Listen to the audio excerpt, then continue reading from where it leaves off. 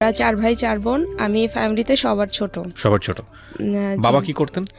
বাবা ডক্টর ছিলেন, village doctor. Village doctor. তো আমার যখন জন্ম হবে, আমি যখন পেটে ছিলাম, আমাকে মানে আমার মা চাচ্ছিলেন না আমার জন্ম হোক। আমাকে নষ্ট করার জন্য অনেক কিছু ট্রাই করেছেন, কিন্তু হয়নি। তারপরেও আমার জন্ম হলো। তো আমি বড় হওয়ার পরে যেটা শুনলাম, মা প্রায়ই আমাকে বলতেন যে তোর জন্মের সময় তোকে চেয়েছিলাম মেরে ফেলবো, তুই যখন তোর জন্ম হয়নি তখনও ট্রাই করতাম, তারপরে জন্মের পরেও ভাবতাম যে অনেক মানে তার জানা একটা কাহিনী আছে যে কার যেন অনেক বাচ্চা ছিল, তো লাস্টে যে বাচ্চাটা হয়েছে ওটাও মেয়ে। তো মেয়ে হওয়ার পরে ওনাকে ওই বাচ্চাটাকে বারবার গোসল করতে করতে তখনই মেরে ফেলেছিল। তো মা আমাকে প্রায় এই কথাটা বলতেন যে আমি এটাও ভেবেছিলাম যে তোর জন্মের পর আমি এরকম করে তোকে মেরে ফেলবো। তো ছোটবেলা থেকে আমি খুব অবহেলা নিয়ে বড় হয়েছি ফ্যামিলিতে। মানে কেন অবহেলা নিয়ে বড় হয়েছে? মানে অনাকাঙ্ক্ষিত ছিলাম এজন্য। দাঁড়ান, আমি যেটা বোঝা যাচ্ছি যেটা হলো যে আপনি 2 ভাই 2 বোন। আপনারা? আমরা 4 ভাই 4 বোন। 8 ভাই বোনের সংসার। জি। এবং সবার ছোট হচ্ছে? সবার ছোট।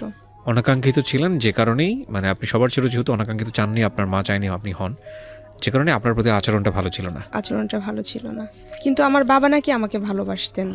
তো আমি জন্মানোর পরে মানে আমার বাবার ইনকাম নাকি বেড়ে যায় অনেক। বাবা যে পেশাতে ছিলেন ওটা ইনকামটা বেড়ে যায়, এবং ওই বছর নাকি আমাদের জমিতে অনেক ফসলও বেশি হতে থাকে। তা এজন্য আমার বাবা অনেক বেশি ভালোবাসতেন আমাকে। মায়ের চেয়ে কন্যা সন্তান রহমত এটা বলা হয়, এটা আমাদের ধর্মেই আছে। মানে মায়ের চেয়ে আমার বাবার কাছে আমি বেশি আদর পেতাম, বাবা আমাকে বেশি ভালোবাসতেন। তারপর আমি মানে ছোটবেলা থেকেই আমার হচ্ছে পা ব্যথা করে, হাত পা ব্যথা করে, টনসিল ফুলতো। তখন ওই যে বাবার যে ওষুধ ছিল ওই ব্যথার ওষুধটা মাঝে মাঝে খাইয়ে দিতেন। তখন একটু কম মনে হতো, আবার কয়েকদিন পরেই হাঁটতে পারতাম না, মানে একটু বেশি হাঁটলেই পা ব্যথা করতো। তারপর হাঁটা ছাড়াও বেশি ব্যথা করতো, এরকম হাত পা ফুলে যেত, ঘন ঘন টনসিল ফুলতো। তো এটা নিয়ে অনেক দিন আমি মানে অসুস্থ ছিলাম, অনেক দিন ভুগেছি এটাতে। মানে তখনও জানতাম না যে এরকম কোনো অসুখ আছে। তারপর এমনি বাবার ওষুধ খাওয়াতেন আমাকে, মানে তখন তো বাবা 94-এ মারা যান। তারপর আমাদের ওই পেশাটা মা দেখতেন, মানে গ্রাম্য চিকিৎসক হিসেবে মা ছিলেন। তো মা আমাকে ওষুধ খাওয়াতেন। তারপর একদিন ডক্টরের কাছে নিয়ে যাওয়া হলো আমাদের উপজেলা স্বাস্থ্য কমপ্লেক্সে। ওখানে একজন ডক্টরকে দেখানো হলো, উনি বললেন শিশু হসপিটালে নিয়ে যেতে। তো ওখানে যাওয়ার পরে ব্লাড টেস্ট করা হলো, উনি বললেন যে রিউমেটিক ফিভার। এবং ওইটা এমন একটা পর্যায়ে চলে গেছে, মানে জীবাণুর মাত্রাটা এত বেশি যে ডাক্তার বলছেন যে এর আগে কোনো পেশেন্টের শরীরে এতটা জীবাণু পাননি আমার যতটা পেয়েছিলেন। ওকে। তো ওখানে 5 বছর ট্রিটমেন্ট করা হয়। বয়স কত তখন আপনার? আমার বয়স কত আমার মনে নেই। আপনি স্কুলে পড়তেন ওই সময়টাতে? স্কুলে পড়তাম, বা পড়ার আগে থেকেই তো অসুস্থ শুরু হয়ে ছিলাম। গেছে, তার ওই অবস্থায় আপনার স্কুলে যেতে হয়েছে? জি। তারপর আমি ওখানে ট্রিটমেন্ট করতে থাকি। তো একটা পর্যায়ে এসে মানে এত বেশি পরিমাণ ওষুধ খেতে হতো আমাকে, প্রতিদিন 13-14টা ট্যাবলেট খেতে হতো। আর মাসে 1 মাস পর পর 12 লাখ পাওয়ারের একটা ইনজেকশন ছিল, ওইটা আমার শরীরে পুশ করা হতো। এবং ওই ইনজেকশনটা এত বেশি পাওয়ারফুল ছিল যে 1 মাসে যে পাশে নিতাম তারপরের মাসে ওইটা অন্য পাশে নিতে হতো, কোমরে ওইটা ইউজ করা হতো, পুশ করা হতো। তো ওইটা যদি পরপর 6 বার এক পাশে পুশ করা হতো তাহলে ওই সাইডটা পঙ্গু হয়ে যেত, মানে এতটাই পাওয়ারফুল ছিল ওইটা। তো আমার ট্রিটমেন্ট করা হচ্ছে, কোনোভাবেই কোনো কাজ হচ্ছে না, ধীরে ধীরে বেশি হয়ে যাচ্ছে। তো আমি তো তখন ক্লাস 3 থেকে আমি প্রাইমারি স্কুলে ক্লাস 3 পর্যন্ত পড়াশোনা করেছি। তারপর আমাদের গ্রামে মাদ্রাসা ছিল, আমাকে মাদ্রাসায় দেওয়া হলো, ক্লাস 4-এ ভর্তি করে দেওয়া হয়েছিল। তো আমি মানে ধীরে ধীরে পড়তাম, কোনো কিছু মনে রাখতে পারতাম না। ওষুধ খাওয়ার জন্য আমি ওই মানে পড়াশোনা করছি, খুব আগ্রহ ছিল আমার। আমি যখন পড়তে বসছি, হয়তো একটা লাইনের শুরুতে পড়তাম, পরে লাইনের শেষে যে ফার্স্টের কি ছিল ওইটা আমি বলতে পারতাম না, মানে আমার কোনো কিছুই মনে থাকতো না। আচ্ছা। আর তখন মানে আমার মনে আছে আমি যখন ক্লাস 8-9-এ পড়ি, 8-এ পড়ি যখন, তখন মানে আমাদের যে উপজেলাতে যে ডাক্তারকে দেখানো হতো উনি বলেছিলেন যে আমার 2টো কিডনি এবং হার্টের ভাল্বটা একদম ড্যামেজ হয়ে গেছে। আর ওই সময়টা আমাদের গ্রামের অনেকেই রিউমেটিক ফিভারে মারা যায়। তো ভাইয়া তখন, বড় ভাইয়া ঢাকাতে জব করেন, ভাইয়া একদিন বাড়ি গিয়েছেন, মা তখন খুব কান্নাকাটি করছেন যে ওর এরকম অবস্থা, অনেকেরই তো শুনেছি ঢাকাতে নিয়ে ট্রিটমেন্ট করে ভালো হয়েছে, তো ওকে একবার ঢাকাতে দেখানো যায় না। তারপর ভাই আমাকে ঢাকাতে নিয়ে আসেন 99-এ। আচ্ছা। তারপর ঢাকাতে আমার ট্রিটমেন্ট শুরু হয়। আমার উপজেলাতে 5 বছর ওখানে ট্রিটমেন্ট করার পরে যখন একদমই খারাপ অবস্থা, কোনোভাবে ডেভেলপ হচ্ছিল না, তখন আমাকে ঢাকাতে নিয়ে এসে ট্রিটমেন্ট শুরু হয়। তারপরে এখানেও সেম অবস্থা, আমার অনেক ওষুধ খেতে হতো এবং প্রতি মাসে আমাকে ইনজেকশন নিতে হতো। ওকে।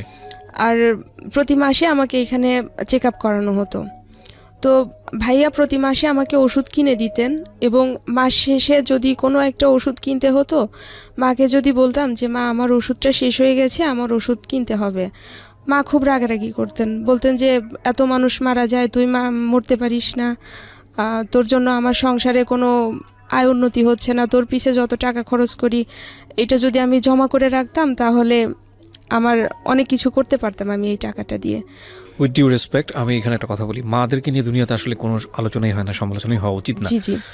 এটা মারা যে খুব ইন্টেনশনালি করেন তাও না, তবে এটা ঠিক যে এটা ইম্প্যাক্ট ক্রিয়েট করে, কারণ ওই বাচ্চা কিন্তু ওই সময় বোঝার কথা না। মা হয়তো রাগে কষ্টে অন্যান্য চাপের কারণে এই ধরনের কথা বলে ফেলেন, কিন্তু এটা ঠিক যে আমরা তো সবাই বড় হয়েছি, আমরা ওই বয়সটাকে যদি একটু বোঝার চেষ্টা করি যে মা আমাকে কেন এরকম ব্যবহার করবে, মা আমাকে কেন এই কথাটা করবে।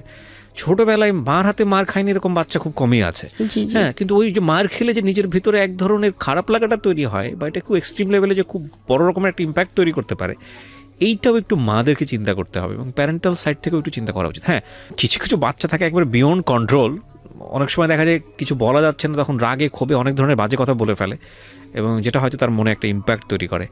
তবে এটা ঠিক যে আপনি যেটা বলছেন সেটা খুব দুঃখজনক, তবে আমি কেন জানি বলতে চাই যে আসলে মা তো মা হয়তো ওইটা মিন করে বলেননি। যাই হোক, বলেন তারপর। তবে আমার আপুকে আমার চেয়ে বেশি ভালোবাসতেন, এগুলো চোখে লাগে খুব। হ্যাঁ, মানে মা বলতেন যে আমার যে সন্তানরা আছে তাদের মধ্যে আমি আমার বড় ছেলেকে সবচেয়ে বেশি ভালোবাসি আর সেজো মেয়েকে সবচেয়ে বেশি ভালোবাসি।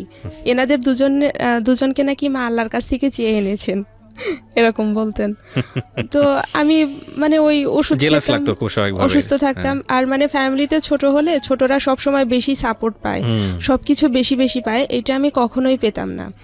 তো মা বলতেন যে তুমি তো হাঁটতে পারো না, তোমাকে বাহিরে দেব কি করে, তোমাকে এই গ্রামের মাদ্রাসাতেই পড়তে হবে। তো পড়তাম, আমি খুব আগ্রহী ছিলাম পড়াশোনাতে, যদিও ভালো স্টুডেন্ট ছিলাম না।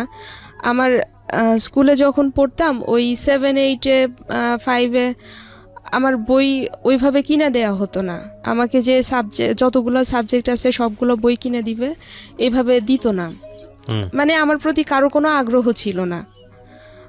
পরে আমাদের গ্রামে যে ফ্রেন্ডরা ছিল ওদের কাছ থেকে আমি বই নিয়ে পড়তাম এবং শর্ত ছিল যে পরীক্ষার দিন ওদেরকে দেখাতে হবে। ওদের কাছ থেকে বই নিয়ে পড়তাম, আমি পরীক্ষার সময় একটা ছিটে 3 জন করে বসা হতো, আমি মাঝখানে বসতাম আর 2 জন 2 পাশে বসতো, ওরা আমারটা দেখে দেখে লিখতো। আমি যখন এসএসসি পরীক্ষা দেই 2001 সালে 2টো সাবজেক্টে ফেল করি, আরবিতে এবং অঙ্কতে। ফেল করার পরে 2002 সালে আমি আবার 2টো সাবজেক্ট পরীক্ষা দেই। পরীক্ষা দেওয়ার পরে তখন আবার আমি অঙ্কে পাশ করি, আরবিতে ফেল করি। 2002 সাল থেকে একটা নিয়ম চালু ছিল যে কেউ এক সাবজেক্টে ফেল করলে কলেজে ভর্তির সুযোগ পাবে। তো আমাকে কলেজে ভর্তি করে দেয়া হয় যে ইয়ার লস দিব না, তুমি কলেজে ভর্তি হও। তো কলেজে ভর্তি হলাম, হওয়ার পরে 1 বছর ক্লাস করলাম, আমি আবার এসএসসি পরীক্ষা দিলাম, আমি আবারও একটা সাবজেক্টে ফেল করলাম। ফেল করার পরে আমার কলেজের ভর্তিটা বাতিল হয়ে গেল। মানে কয়বার ফেল করলেন পরপর? 3বার। 3বার ফেল করলেন। মানে এমন ছিল যে আপনি পড়াশোনা করতেছেন কিন্তু আপনি মনে রাখতে পারছেন না? আমি মনে রাখতে পারছি না। আচ্ছা। আমি খুব পড়তাম, মানে সব সময় হয়তো বসে কোনো কাজ করছি, আমার পাশে বইটা খোলা আছে, আমি পড়ছি। মানে ও চেষ্টা করছে কিন্তু গিভ আপ করে নাই, ফেল করে যাচ্ছে কিন্তু সে আমি হাল ছাড়িনি। তারপর যখন আমার এসএসসি রেজাল্ট হতো আমি ফেল করতাম, মা খুব বকাঝকা করতেন যে তোর জন্য আমি সমাজে মুখ দেখাতে পারি না, তুই মরে যেতে পারিস না। মানে আমার ফ্যামিলিতে আমার কাজিন যারা ছিলেন ওনারা ওরা pass করে ভালো যেত। স্টুডেন্ট। প্রতি বছর এই এই এই বিশেষ সময়টা তাহলে ওর মনটা কেমন থাকতো? ও সারা বছর চেষ্টা করছে বা পারছে না। যাই হোক, তখন আমাদের প্যারেন্টাল জায়গাগুলো মানে ডেভেলপ করা উচিত। অনেক হ্যাঁ। সময় আমি সুইসাইড করার জন্য ট্রাই করেছি, কেন জানি হয়নি। তারপরেও পড়াশোনা চালিয়ে যেতাম। তো আমার ভাইয়া ভাবি দেশের বাইরে থাকতেন, ভাইয়া ভাবি মাকে চিঠি লিখতেন যে ও যে বেঁচে আছে এই তো অনেক কিছু, ওকে কখনো প্রেশার দিয়েন না, ও নিজের ইচ্ছা মতো যতটুকু পড়াশোনা করতে পারবে করবে। আবার রেজাল্টের সময় মা আবার রাগারাগি করতেন। তখন আমার সেজো কাকা ছিলেন, আমার কাকা মাকে খুব বোঝাতেন যে দেখেন ও যে আগ্রহ করে পড়াশোনা করে এই তো অনেক কিছু, ওর তো বেঁচে থাকারই কোনো কথা না। তো এইভাবে চলতে থাকে। তারপর 2003 সালে আমি এসএসসিতে আবার ফেল করার পরে মাকে বললাম যে আমি পড়াশোনা করব, তবে মাদ্রাসাতে পড়বো না, আমি মাদ্রাসার পড়াটা পারছি না, আরবিটা। তো আমি হাই স্কুলে ভর্তি হব। মা বললেন যে হাই স্কুল তো আবার দূরে, তোমাকে বাইরে যেতে হবে, তুমি তো হাঁটতে পারো না তখনও ঠিক মতো, মানে হাঁটলেই ব্যথা করে। তো তারপরে ওই সময় আমার এক রিলেটিভ একটা হাই স্কুলে জব করেন 2004 সালে। ওই সময় হচ্ছে আমাদের উপজেলাতে যে হাই স্কুল ছিল ওখানে ভর্তির ব্যাপারে আমার আপু কথা বলতে গিয়েছেন। তো ওই ভাইয়া আমাদের বাড়িতে এসেছেন, আসার পরে বলছেন যে আমার স্কুলে ক্লাস 9-এর রেজিস্ট্রেশন চলছে। তো আমার নামে একজন স্টুডেন্টের নাম ছিল, বলছেন যে ওই নামে আমি রেজিস্ট্রেশন করেছি, ওকে অন্য স্কুলে দেওয়ার দরকার নেই। তো আমি বললাম যে আপনার স্কুলটা তো বেশি দূরে, আমি ওইখানে যেতে পারবো না, আর আমি ওইখানে পড়বো না। ভাইয়া বললেন যে না, তোমার ক্লাস করতে হবে না, তুমি শুধু এসএসসি পরীক্ষাটা দিও। তো বললাম যে ঠিক আছে। তো তখন বই টই নিয়ে বাড়িতে পড়ি। তো আমি তো সারা জীবন মাদ্রাসায় পড়ে এসেছি, ক্লাস 4 থেকে এসএসসি পর্যন্ত। তো তখন মানে বুঝতে পারছিলাম না, অঙ্কটাও জটিল লাগে, ইংলিশটাও জটিল লাগে। 3 মাস কোচিং করলাম। কোচিং করার পরে আমি হাই স্কুল থেকে আবার পরীক্ষা দিই 2005-এ। ওখানে পরীক্ষা দিয়ে আমি আবার অঙ্কে ফেল করি। আচ্ছা। অঙ্কে ফেল করার পরে তারপর প্রাইভেট পড়তাম, মানে 4 বার ফেল হলো? 4 বার ফেল হলো। এসএসসি 4 বার? এসএসসি 4 বার। আমার গ্রামে একজন টিচার ছিলেন, প্রাইমারি স্কুলের টিচার, ওনার কাছে আমাদের ফ্যামিলি সবাই প্রাইভেট পড়তো। তো আমি স্যারের কাছে প্রাইভেট পড়তাম অঙ্ক। উনি আমাকে এমনভাবে অঙ্ক করাতেন, আমি কিছু না বুঝলেও ওই মুখস্থ করে ফেলতাম অঙ্ক করতে করতে। ওকে। তো এইভাবে আমি 2006 সালে এসএসসি পাশ করি। আপনি শেষমেশ পাশ করলেন? শেষমেশ 5 বারের বার গিয়ে না 6 বারের বার? 5 বারের বার। 5 বারের বার। আচ্ছা। 5 বারের বার আমি এসএসসি পাশ করি। তো এসএসসি পাশ করার পরে আমার কখনো মনে হয়নি যে একবার ফেল করে 2 বার ফেল করছি, লেখাপড়া বন্ধ করে দেই, 3 বার ফেল করেছি? না, আমার এটা মনে হতো না। সবাই যখন আমাকে নিয়ে হাসাহাসি করতো, গ্রামের অনেকেই বলতো যে ও জীবনে কোনোদিন পাশ করতে পারবে না, ও যদি কখনো পাশ করে আমার হাতের তালু দিয়ে গাছ বের হবে। একটা জিনিস মনে রাখবেন, এই মেয়েটা যে চেষ্টাটা করছে, এই চেষ্টাটা কারণে সে 5 বার পর্যন্ত যেতে পেরেছে। এটাকে যেন আমরা বড় করে দেখি, 1। আর 2 নম্বর হচ্ছে যে ও যে উইকনেস ফেলটা করছে, এই ফেলটার কারণটা হলো ওর ছোটবেলায় যে বিশাল রকমের একটা অসুখ হয়েছিল, সেই অসুখটা, এবং যার কারণে ওর মেমোরিটা লাস্ট করে না। মানে পড়ছে, কিন্তু পড়তে গেলেও সারাদিন পড়ছে কিন্তু মনে রাখতে পারে না। ও যেটা বলছিল একটু আগে, যে একটা বাক্য পড়ে শেষ মাথায় আস্তে আস্তে বাক্যের প্রথমে কি আছে সেটা আমি মনে রাখতে পারি না।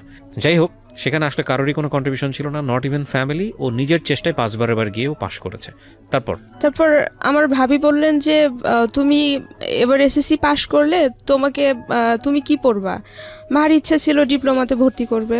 তা আমি বললাম যে মা, আমার তো সাহিত্য নিয়ে অনার্স করার ইচ্ছে, আমি যদি ডিপ্লোমা পড়ি আমি অনার্স করতে পারবো না। আমি কলেজে ভর্তি হই। ওই ফার্স্টে ফেল করার পরে যে কলেজে ভর্তি হয়ে আমি কলেজ থেকে বের হয়ে আসি, আমি এসএসসি পাশ করার পরে ওই কলেজে আবার ভর্তি হই। ভর্তি হওয়ার পরে ওই কলেজে পড়াশোনা করতাম। আগে যে স্যাররা ছিলেন 2002 সালে 2006 সালে ওই স্যাররা আছেন। তো অনেকেই তাকিয়ে থাকেন, আমার তো আগের কাহিনীটা অনেক স্যারই জানেন। তো ওই কলেজে একজন ইংলিশ টিচার ছিলেন, উনি ভীষণ ভালোবাসতেন আমাকে এবং অনেক উৎসাহ দিতেন সব কিছুতেই। উনি চাইতেন আমি ভালো কিছু করি।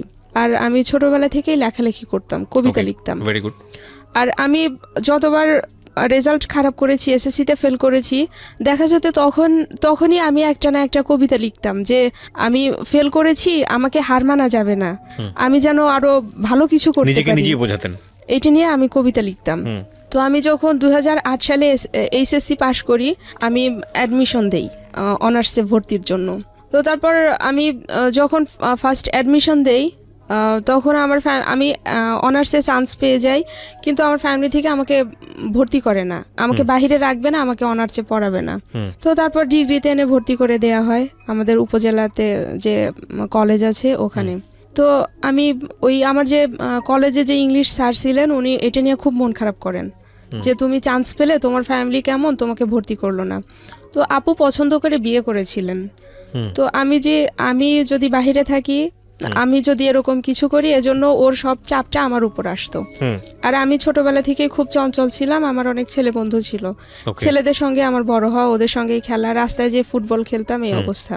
তো তারপর আমাকে ডিগ্রিতে ভর্তি করে দেয়। ভর্তি করার পরে আমাদের তখন ডিগ্রি ফার্স্ট ইয়ারে ইংলিশ ছিল, আমি তখন ইংলিশ প্রাইভেট পড়তাম। তো ওইখানে কয়েক মাস প্রাইভেট পড়ার পরে 1 মাস আমি প্রাইভেট না পড়ে 300 টাকা চুরি করি ওখান থেকে। বাসায় বলেছি প্রাইভেট পড়েছি, কিন্তু আমি না পড়ে ওই টাকাটা চুরি করি। ওইটা দিয়ে আমি আবার রিঅ্যাডমিশনের জন্য ফর্ম ফিল আপ করি। ফর্ম ফিল আপ করে আমি চুরি করে পরীক্ষা দিই। পরীক্ষা দিয়ে ওইখানে আবার আমি চান্স পেয়ে যাই। চান্স পাওয়ার পরে বাসায় যেয়ে বলি, সবাইকে বলি যে আমি আবার চান্স পেয়েছি। তো মা বলছেন যে তুই চান্স পেয়ে সবাইকে বলছিস, তোকে যদি আমি ভর্তি না করি, তোকে টাকা না দিলে তুই টাকা পাবি কোথায়? ও তখন আমি ভাইবা দিয়ে এসেছি ওই কলেজে। ভাইবা দিয়ে আসার পরে মাঝখানে একদিন সময় ছিল ভর্তির, 2900 টাকা লাগবে। মাকে এসে বললাম, মা কিছুতেই আমাকে ভর্তি করবে না, টাকাও দিবে না। তখন আমাদের ফ্যামিলিটা অনেক সচ্ছল, আমাদের কোনো অভাব অনটন ছিল না, ভাইয়ারা সবাই এস্টাবলিশড, ছোট আপুর বিয়ে হয়ে গেছে, তখন আমি শুধু একা আছি ফ্যামিলিতে।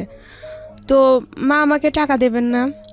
তারপর আমার কাছে একটা কানের দুল ছিল স্বর্ণের, আমি কিছুদিন আগে ওইটা বানিয়েছি, ওইটা তখন হয় 2300 টাকা। কিন্তু আমি বিক্রি করতে গিয়ে দেখি ওইটার দাম একজন বলে 1100, একজন বলে 1300। আমি কোনোভাবেই টাকা ম্যানেজ করতে পারছি না। তো আমার ইন্টার লাইফের ফ্রেন্ড ছিল শিশির, তো ওকে বললাম যে দোস্ত আমি তো টাকা পাচ্ছি না, কি করি, আমি তো এবারও ভর্তি হতে পারবো না। আমার ফ্রেন্ড রাস্তায় যে মানুষের কাছ থেকে টাকা তোলে আমাকে ভর্তি করার জন্য, 2900 টাকার বোধহয় 200 না 300 টাকা কম ছিল এই ফর্ম অনার্সে ভর্তি করার জন্য। এটা আপনার ফ্যামিলি সামর্থ্য ছিল না? না, আমার ফ্যামিলি আমাকে ভর্তি করবে না। ওই যে আমার আপু সামর্থ্য ছিল কিন্তু আপনাকে দেবে না।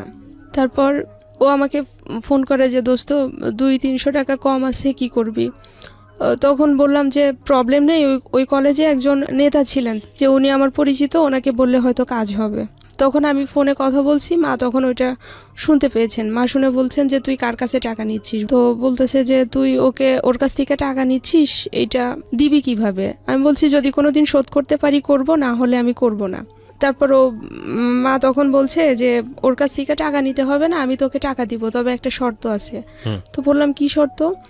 মা বলছেন যে তুই কোনোদিন ভার্সিটিতে ক্লাস করতে পারবি না। কেন চাচ্ছিল না যে আপনি ক্লাসে যান? ওই যে বললাম না যে আপু রিলেশন করে বিয়ে করেছিলেন। তো আপনার মায়ের ধারণা ছিল যে আপনিও শুধু মায়ের ধারণা না, আমাদের ফ্যামিলি সবার ধারণা ছিল ভার্সিটি গেলে প্রেম করবে। হ্যাঁ, ভার্সিটিতে গেলে প্রেম করবে। আর আমার আপু অনেক ভদ্র ছিলেন, খুব কম কথা বলতেন, ওকে সবাই খুব বিশ্বাস করত। আর আমি খুব চঞ্চল ছিলাম, আমাকে কেউ বিশ্বাস করতো না। বললাম যে ঠিক আছে, তুমি আমাকে অন্তত ভর্তিটা করে দাও, আমি কোনোদিনও ক্লাস করব না, আমার শুধু একটা ইচ্ছেটা পূরণ হোক যে আমি অনার্সে ভর্তি হয়েছি। তারপর ভর্তি হলাম। ভর্তি হওয়ার পরে এখন কলেজে যাব, কলেজে যেতে দেবে না, যে সপ্তাহে একদিন যাই, একদিনে 100 টাকা দিত, যে ঠিক আছে তুমি যাও। সকালে আমাদের বাড়ি থেকে আমাদের উপজেলাতে যেতে 1 ঘন্টা সোয়া ঘন্টা সময় লাগতো, এবং ওখান থেকে একটা বাস যেত আমাদের জেলা শহরে, ওইটা সকাল 7:10, এবং ওই সকাল 7:10 বাসটা ধরার জন্য আমার বাড়ি থেকে আমাকে ভোর 4:45 বের হতে হতো। তো আমি রাত্রে 3:30টার দিকে উঠতাম।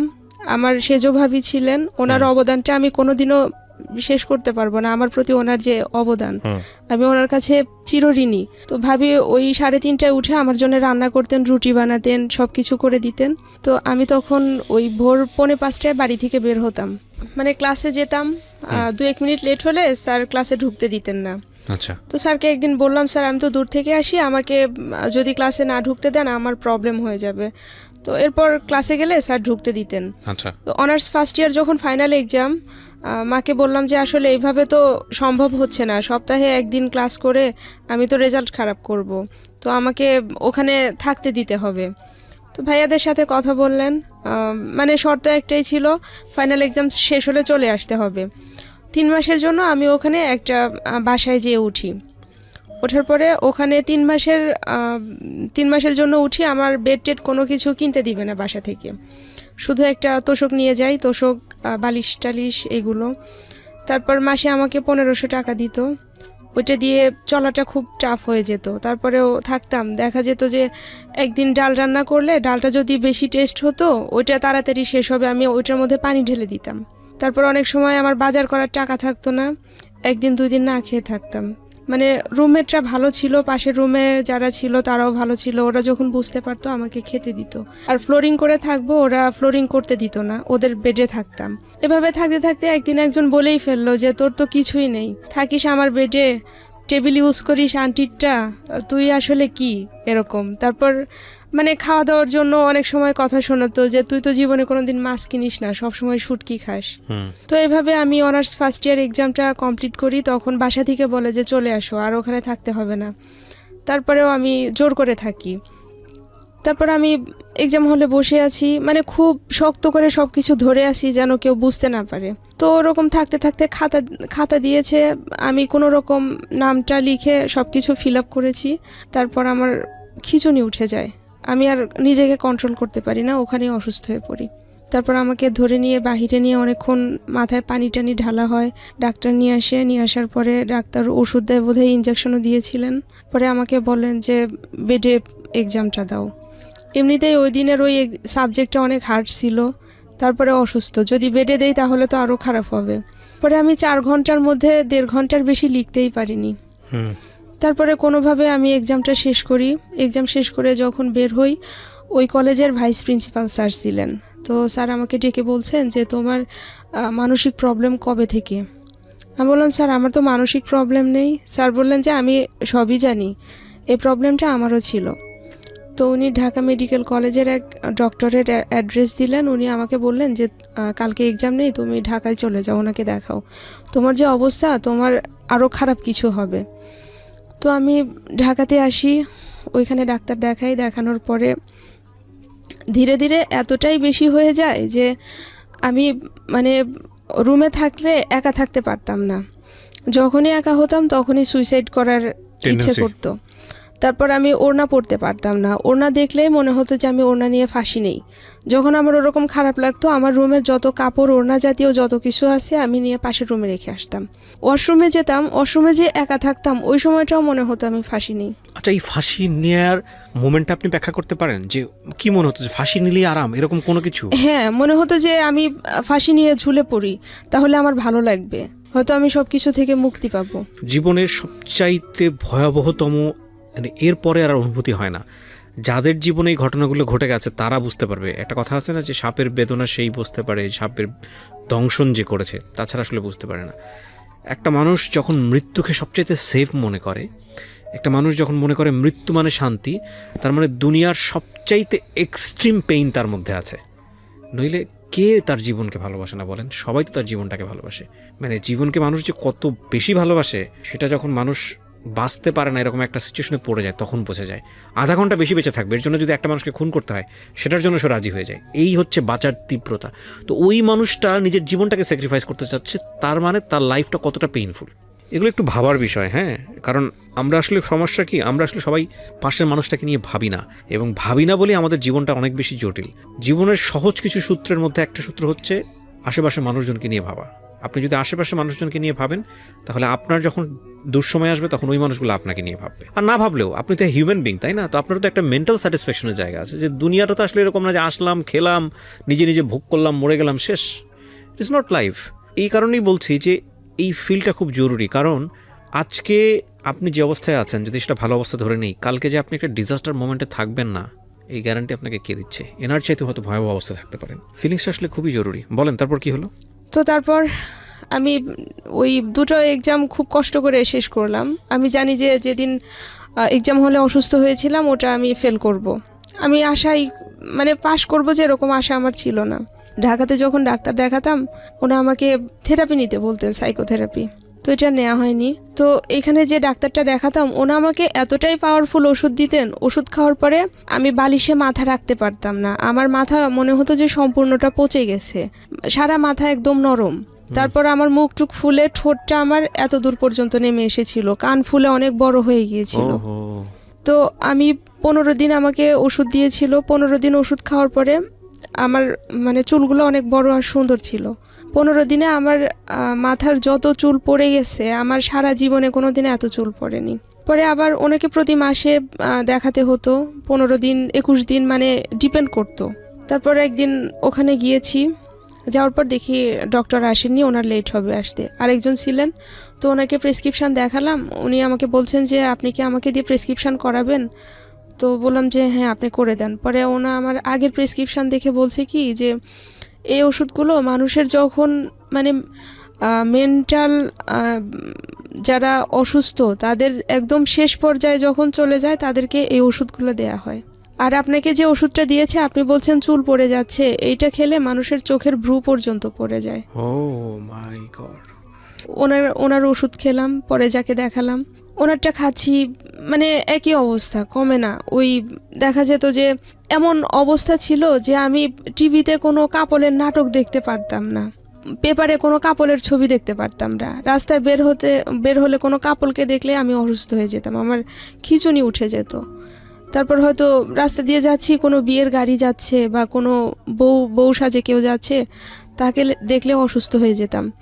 এজন্য যখন ওখানে থাকতাম ওই বাসাতে, আমি শুক্রবারে সব ফ্রেন্ডরা মিলে ঘুরতে যেতাম, আমি শুক্রবারে বের হতাম না। ওই দিন হচ্ছে বিয়ে টিয়ে বেশি থাকতো, বিয়ের গাড়ি টাড়ি সাজালে ওইটা দেখলে আমি অসুস্থ হয়ে পড়তাম।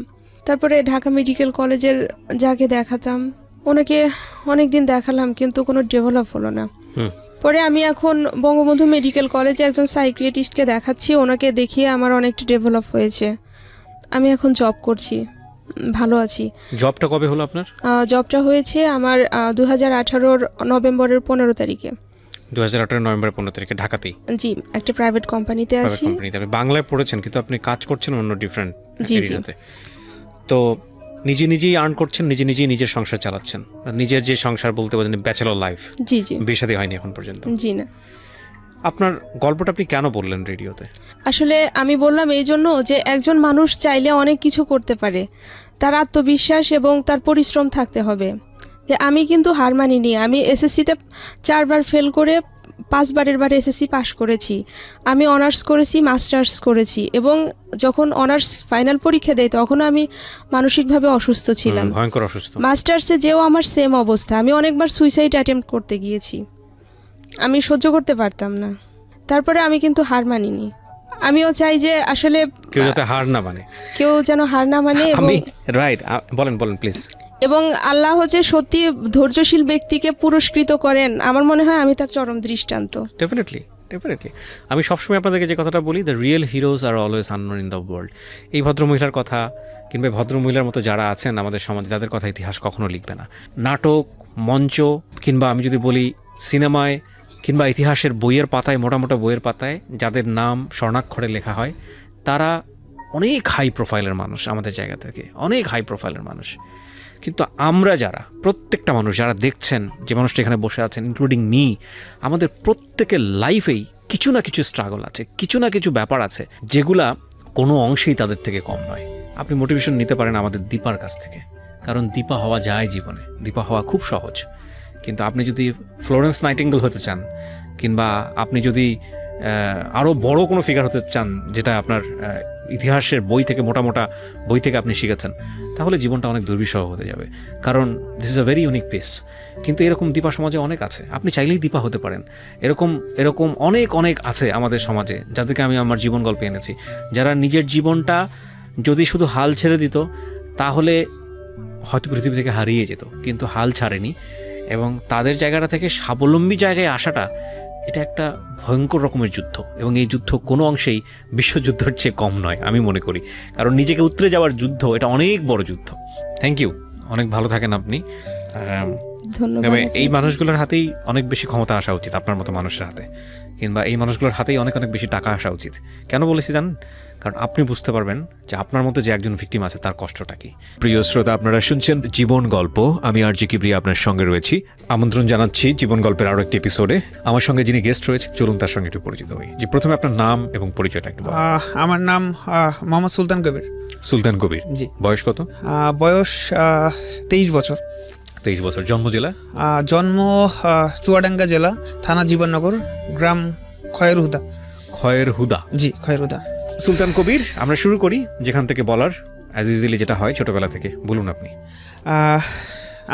আমি জন্মগ্রহণ করেছি খয়েরুদা গ্রামে, অতি নিম্নবিত্ত পরিবারে। আসলে আমি জন্ম থেকে শারীরিক প্রতিবন্ধী বলতে যেটা বোঝে সেটা হচ্ছে যে আমি জন্ম থেকেই এক চোখ দিয়ে দেখি না, আমার জন্ম থেকেই এক চোখের সমস্যা। অ্যাকচুয়ালি যেটা বিষয় সেটা হচ্ছে যে আমি খুব কাছ থেকে জিনিসগুলো দেখি, আমি দূরের বিষয়গুলো মানে দূরের জিনিসগুলো দেখি না। আপনি কি আমাকে দেখতে পাচ্ছেন এখান থেকে? জি, একটু দেখা যাচ্ছে। একটু দেখা যাচ্ছে না? হ্যাঁ। কালার বোঝেন আপনি? কালার? জি, কালার বুঝি, কারণ এই এখন যে আলোর যে প্রতিধ্বনিটা এটা আমার চোখে লাগতেছে, তো এই জন্য আসলে আপনাকে ক্লিয়ারলি বোঝা যাচ্ছে না, বাট বোঝা যাচ্ছে যে আপনার মুখটা একটু দেখা যাচ্ছে। একটু দেখা যাচ্ছে। জি। আমার বাবা তখন ভাঙাড়ির দোকানে কাজ করতো। আচ্ছা। তো আসলে সেই সময় ভাঙাড়ির দোকানে কাজ করে মানে তেমন আয় হতো না। তো যেটা বেশি সেটা হচ্ছে যে মানে এরকম মানে পজিশনটা আসলো যে আসলে আমার তো চোখের এই অবস্থা, কারণ আমাদের ফ্যামিলিতে এরকম চোখের কারো কোনো ধরনের কোনো সমস্যা নেই। তো এখন যেটা বেশি সেটা হচ্ছে তখন মানে এত করুণ অবস্থা ছিল যে আসলে মানে দেখানোর মতো, ডাক্তার দেখানোর মতো সেরকম ধরনের ক্যাপাবিলিটি বা মানে সেরকম ধরনের সুযোগ হয়নি আর কি। মানে আমাদের আসলে আর্থিক অবস্থা এমন ছিল সেই সময় যে আসলে আমি ডাক্তার দেখানো মানে আমি যে চোখের চিকিৎসা করবো সেটা তো দূরে থাক, আসলে অ্যাট দ্যাট টাইম আসলে আমার কোনো মানে সেরকম কোনো ফুড ছিল না, সেরকম মানে আমি যে জামা কাপড় যে পরিধান করবো সেরকমও ছিল না, আমার কোনো প্রপার ড্রিঙ্কিং ওয়াটার ছিল না। আসলে সেই সময় ইলেকট্রিসিটিও মানে আমাদের পরিবারে ছিল না। অ্যান্ড ইভেন আমরা যেখানে থাকি আমরা একটা রুমে 4 জন শেয়ার করে থাকি, আমরা 2 ভাই বোন। আমার ছোট বোন আছে, এখন কলেজে পড়ছে। আমার মা, বাবা এবং আমরা 4 জন। আচ্ছা, ওকে। তো এখন এভাবে তো হলো যে আসলে চোখের চিকিৎসা হলো না। চোখের চিকিৎসাটা তো এটা ধরেন যে মানে বাদই দিলাম, যেখানে আসলে আমার ফুড নাই, যেখানে আমার শেল্টার নাই, বা যেখানে আমরা এক রুমে 4 জন বা 3 জন একসাথে শেয়ার করে আছি ছোট্ট একটা রুম নিয়ে, তো সেখানে আসলে চোখের চিকিৎসাটা মানে কি বলবো, সেখানে চোখের চিকিৎসাটা আসলে হয় না। এক ধরনের বিলাসিতাই বলা জি যায়। জি, অবশ্যই বিলাসিতা বলা যায়। বেসিক নিড, কিন্তু বিলাসিতা। জি জি, অবশ্যই বিলাসিতা। তো আমার আসলে এই যে চোখের এই যে সমস্যা, আমি এটার কারণে আসলে মানে ছোটবেলা থেকে অনেক হীনমন্যতায় ভুগতাম, অনেক আসলে মানে ছোটোভাবে নিজেকে দেখতাম আসলে, কারণ এটা আসলে সমাজের সোশ্যাল কনস্ট্রাক্টেড ক্যারেক্টারিস্টিক্স, আসলে সোশ্যালি কনস্ট্রাকশন যেটাকে বলে, যে আসলে আমি ধরেন এক জায়গাতে গেছি, তো সেখানে তারা আমাকে ট্রিট করছে কীভাবে, যে আমার এই যে চোখের সমস্যা, কেউ বলে কানা, কেউ বলে লুলা, বা কেউ ধরেন যে বলে মানে আসলে আমার যে হিউমিলেটিং যে ওয়ার্ড, এই ওয়ার্ডগুলো আসলে আমাকে শিখাইছে যে আমি ছোট, ওরা বড়, বা আমি আসলে মানে আমি ছোট, ওরা বড়, বা ওরা বড়, আমি ছোট। আসলে এই বিষয়গুলো না আমি নিজেকে সবসময় গুটিয়ে রাখতে চেষ্টা করতাম, আমি সবসময় হীনমন্যতায় ভুগতাম, আমার মন সবসময় ছোট হয়ে থাকতো, এই জন্য আসলে আমি মানে মিশতাম না সেভাবে, কারোর সাথে আসলে আমার মেশা হইতো না। তো আসলে মানে যখন মানে ছোটোবেলা যখন থাকে তখন সবাই আসলে খেলাধুলার জন্য এখানে যায় ওখানে যায়, বা হচ্ছে যারা সেম এজে যারা থাকে তারা এখানে যায় বা খেলাধুলা করে। বাট যেটা বেশি সেটা হচ্ছে যে আমি আসলে মিশতাম না, কারণ আমার ওই যে হীনমন্যতা ভুক্ত, মানুষ আমাকে কীভাবে ইভ্যালুয়েট করবে, মানুষ আমাকে কীভাবে জানবে, বা ও আমাকে কানা বলবে কিনা, বা ও আমাকে লুলা বলবে কিনা, এই বিষয়টা আসলে মানে কানা বা লুলা বললে কি মানে তখন ধরেন আমি কে দিতাম। সো একটা বিষয় হলো সেটা হচ্ছে যে মানে আমার ওখান থেকে মানে এই যে মানুষের সাথে যে মিশতাম না, বাট আমার আসলে কি মানে পড়াশোনার যে আগ্রহ, এটা আসলে ছোটোবেলা থেকে আমি আসলে অক্ষর বা এই যে বইগুলো আসলে আমাকে খুব টানতো, বা আমার আসলেই মানে অনেক বেশি আগ্রহ ছিল বইয়ের প্রতি। আসলে বই ধরেন যে হর্ষায় দীর্ঘায়, এগুলো যখন ছবিগুলো যখন দেখতাম না, যে অতে অজগর, আতে আম, হর্ষাইতে ইলিশ, বা দীর্ঘাইতে ইগল ওড়ে, তো ওটা না আসলে আমাকে মানে প্রচুর টানতো, মানে অনেক ভালোভাবে টানতো। এরপর আসলে যে আমার বইয়ের সাথে বন্ধুত্ব শুরু হয়, আমি যে আগে বললাম মানে বইয়ের সাথে বন্ধুত্ব। জি, বইয়ের সাথে বন্ধুত্ব শুরু হয়। আমি ওই যে বললাম যে আমার ছবি বা অক্ষর এগুলো আসলে আমাকে খুব টানতো। তো এরপর আসলে আমার হচ্ছে বাসার পাশেই প্রাইমারি স্কুল, খয়রুদা সরকারি প্রাথমিক বিদ্যালয়, আমি ওখানেই ভর্তি হই। মানে আমার পাশে। তো আসলে আমি ক্লাস 1 থেকে 3 পর্যন্ত মানে পড়েছি, বাট আসলে ওরকম মানে ভালো মানে আসলে গাইডেন্স পাইনি বা আসলে ওভাবে পড়াশোনা হয়নি। বাট আমি ক্লাস 4-এ আসলে একটু পড়াশোনা করে আমার রোল 9 হয়ে যায়। তো রোল 9 হয়ে যায় আমার জীবনের মানে ছোটোবেলা যদি টার্নিং পয়েন্ট বলি তাহলে সেটা ক্লাস 5। আমি ক্লাস 5-এ আমার টার্নিং পয়েন্ট হয়, কারণ আমি ক্লাস 5-এ হচ্ছে রোল নাম্বার আমি হঠাৎ করে ফার্স্ট হয়ে যাই। তো ওটা আসলে আমার জীবনের মানে টার্নিং পয়েন্ট বলা যায়। তো কারণ ওই সময় আসলে আমাকে আমার এক টিচার অনেক বেশি তত্ত্বাবধান করেছিলেন, যার কাছে আমি সারা জীবন ঋণী থাকবো। তিনি হলেন মফিজ স্যার। কারণ মফিজ স্যার আসলে আমাকে নিজের ছেলের মতো করে ভাবতেন। তিনি আমাকে 24টা ঘন্টা মানে রাত দিন বা মোস্ট অফ দ্য টাইম আমাকে অনেক ভালোভাবে গাইড করতেন। তো যেটা বেশি সেটা হচ্ছে যে মানে সেই সময় হতো কি আসলে আমি ম্যাথ অনেক ভালো পারতাম।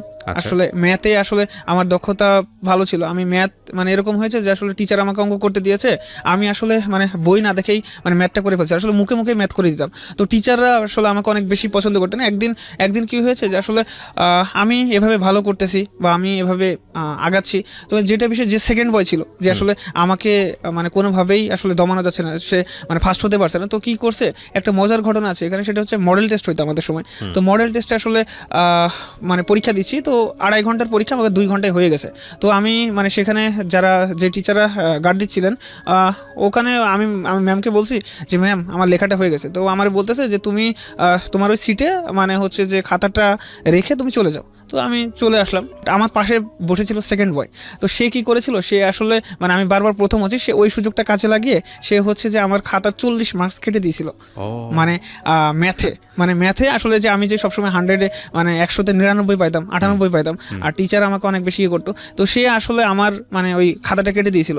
তো এবার যখন রেজাল্ট ইভালুয়েট করা হচ্ছে বা রেজাল্ট যখন দিবে, তখন আসলে মানে করছে কি, তো মানে আমার টিচার দেখছে যে আমি সমাজে 97 পেয়েছি বা বিজ্ঞানে 94 আসছে বা বাংলা সাবজেক্টগুলোতে আপনি ভালো করেছেন কিন্তু অঙ্কে খারাপ করেছেন, বাট অঙ্কতে অনেক বেশি খারাপ হয়েছে। তো আমাকে স্যার বললো যে আসলে সুলতান তুই তো তোর তো খারাপ করার কথা না, তাহলে আসলে বিষয়টা কী হয়েছিল? তো আমি বললাম যে স্যার আমার পাশের যে স্টুডেন্টটা ছিল, তো ওর নাম সোহাগ, তো ও স্যার তাহলে হয়তো বা মানে এই জিনিসটা ক্রস করে দিয়েছে বা এই জিনিসটা কেটে দিয়েছে।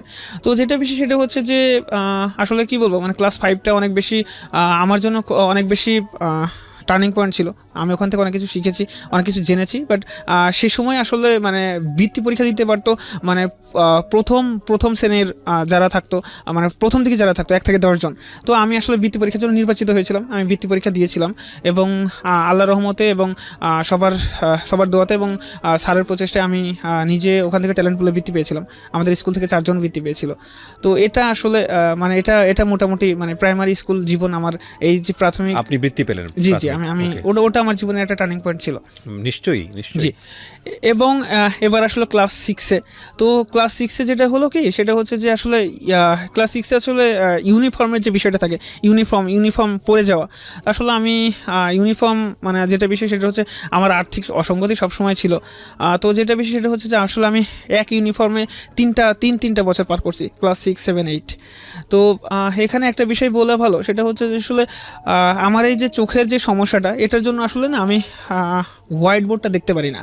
মানে স্যার যে লিখছেন বা স্যার যে আসলে করতেছে, সেটা আসলে আমার মানে হোয়াইট বোর্ডটা যে মানে আমি যে দেখবো মানে সেই শক্তিটুকু আমার নাই। আমি প্রথম বেঞ্চে বসে থাকি, বাট আমার হোয়াইট বোর্ড দেখা হয় না। আমি সেকেন্ড বেঞ্চে বসি, তাও আমি আসলে হোয়াইট বোর্ডটা দেখতে পারি না। তো আসলে ওই সময় আসলে আমি খুব বেশি ফিল করতাম যে আসলে আমার যে অসহায়ত্ব, মানে এই যে আমি যে একটা জিনিস যে দেখতে পারতেছি না, এটা আসলে আমার চরম অসহায়ত্ব দেখতে। আসলে সবাই লিখতেছে, সবাই লিখতেছে বা সবাই বিষয়টা বুঝতে পারছে বা সবাই দেখতে পারছে, বাট আসলে আমার ওই শক্তিটা নেই যে আমি দেখতে পারছি না। আমার চোখের পানি মানে টপ করে শুধু পড়তো। আমার ক্লাসমেটরা দেখতো, কিন্তু আসলে ওই সময় আসলে কোঅপারেশন বা কোঅপারেটিভ যে ম্যানার আসলে এটা মানে ছিল না। এটা আসলে অ্যান্ড ইভেন এখান থেকে হয়েছে কি, আসলে আমি আল্লাহ তাআলার কাছে অনেক বেশি মানে আল্লাহ তাআলার প্রতি অনেক বেশি অভিমান হতো যে আসলে আমার যে মানে আমার জীবনটা যদি অন্য সবার মতো হতো, আসলে আমার কি আসলে এই যে 2টা চোখ, আমার কি আসলে একটা চোখ ভালো দিলে কি মানে আরেকটা চোখ যদি ভালো হতো, তাহলে কি আল্লাহ তাআলার কি খুব ক্ষতি হয়ে যেত? এগুলো মনে হতো, এগুলো আসলে মানে অনেক বেশি মনে হতো বা অনেক বেশি আসলে আমাকে করতো, কাঁদাতো।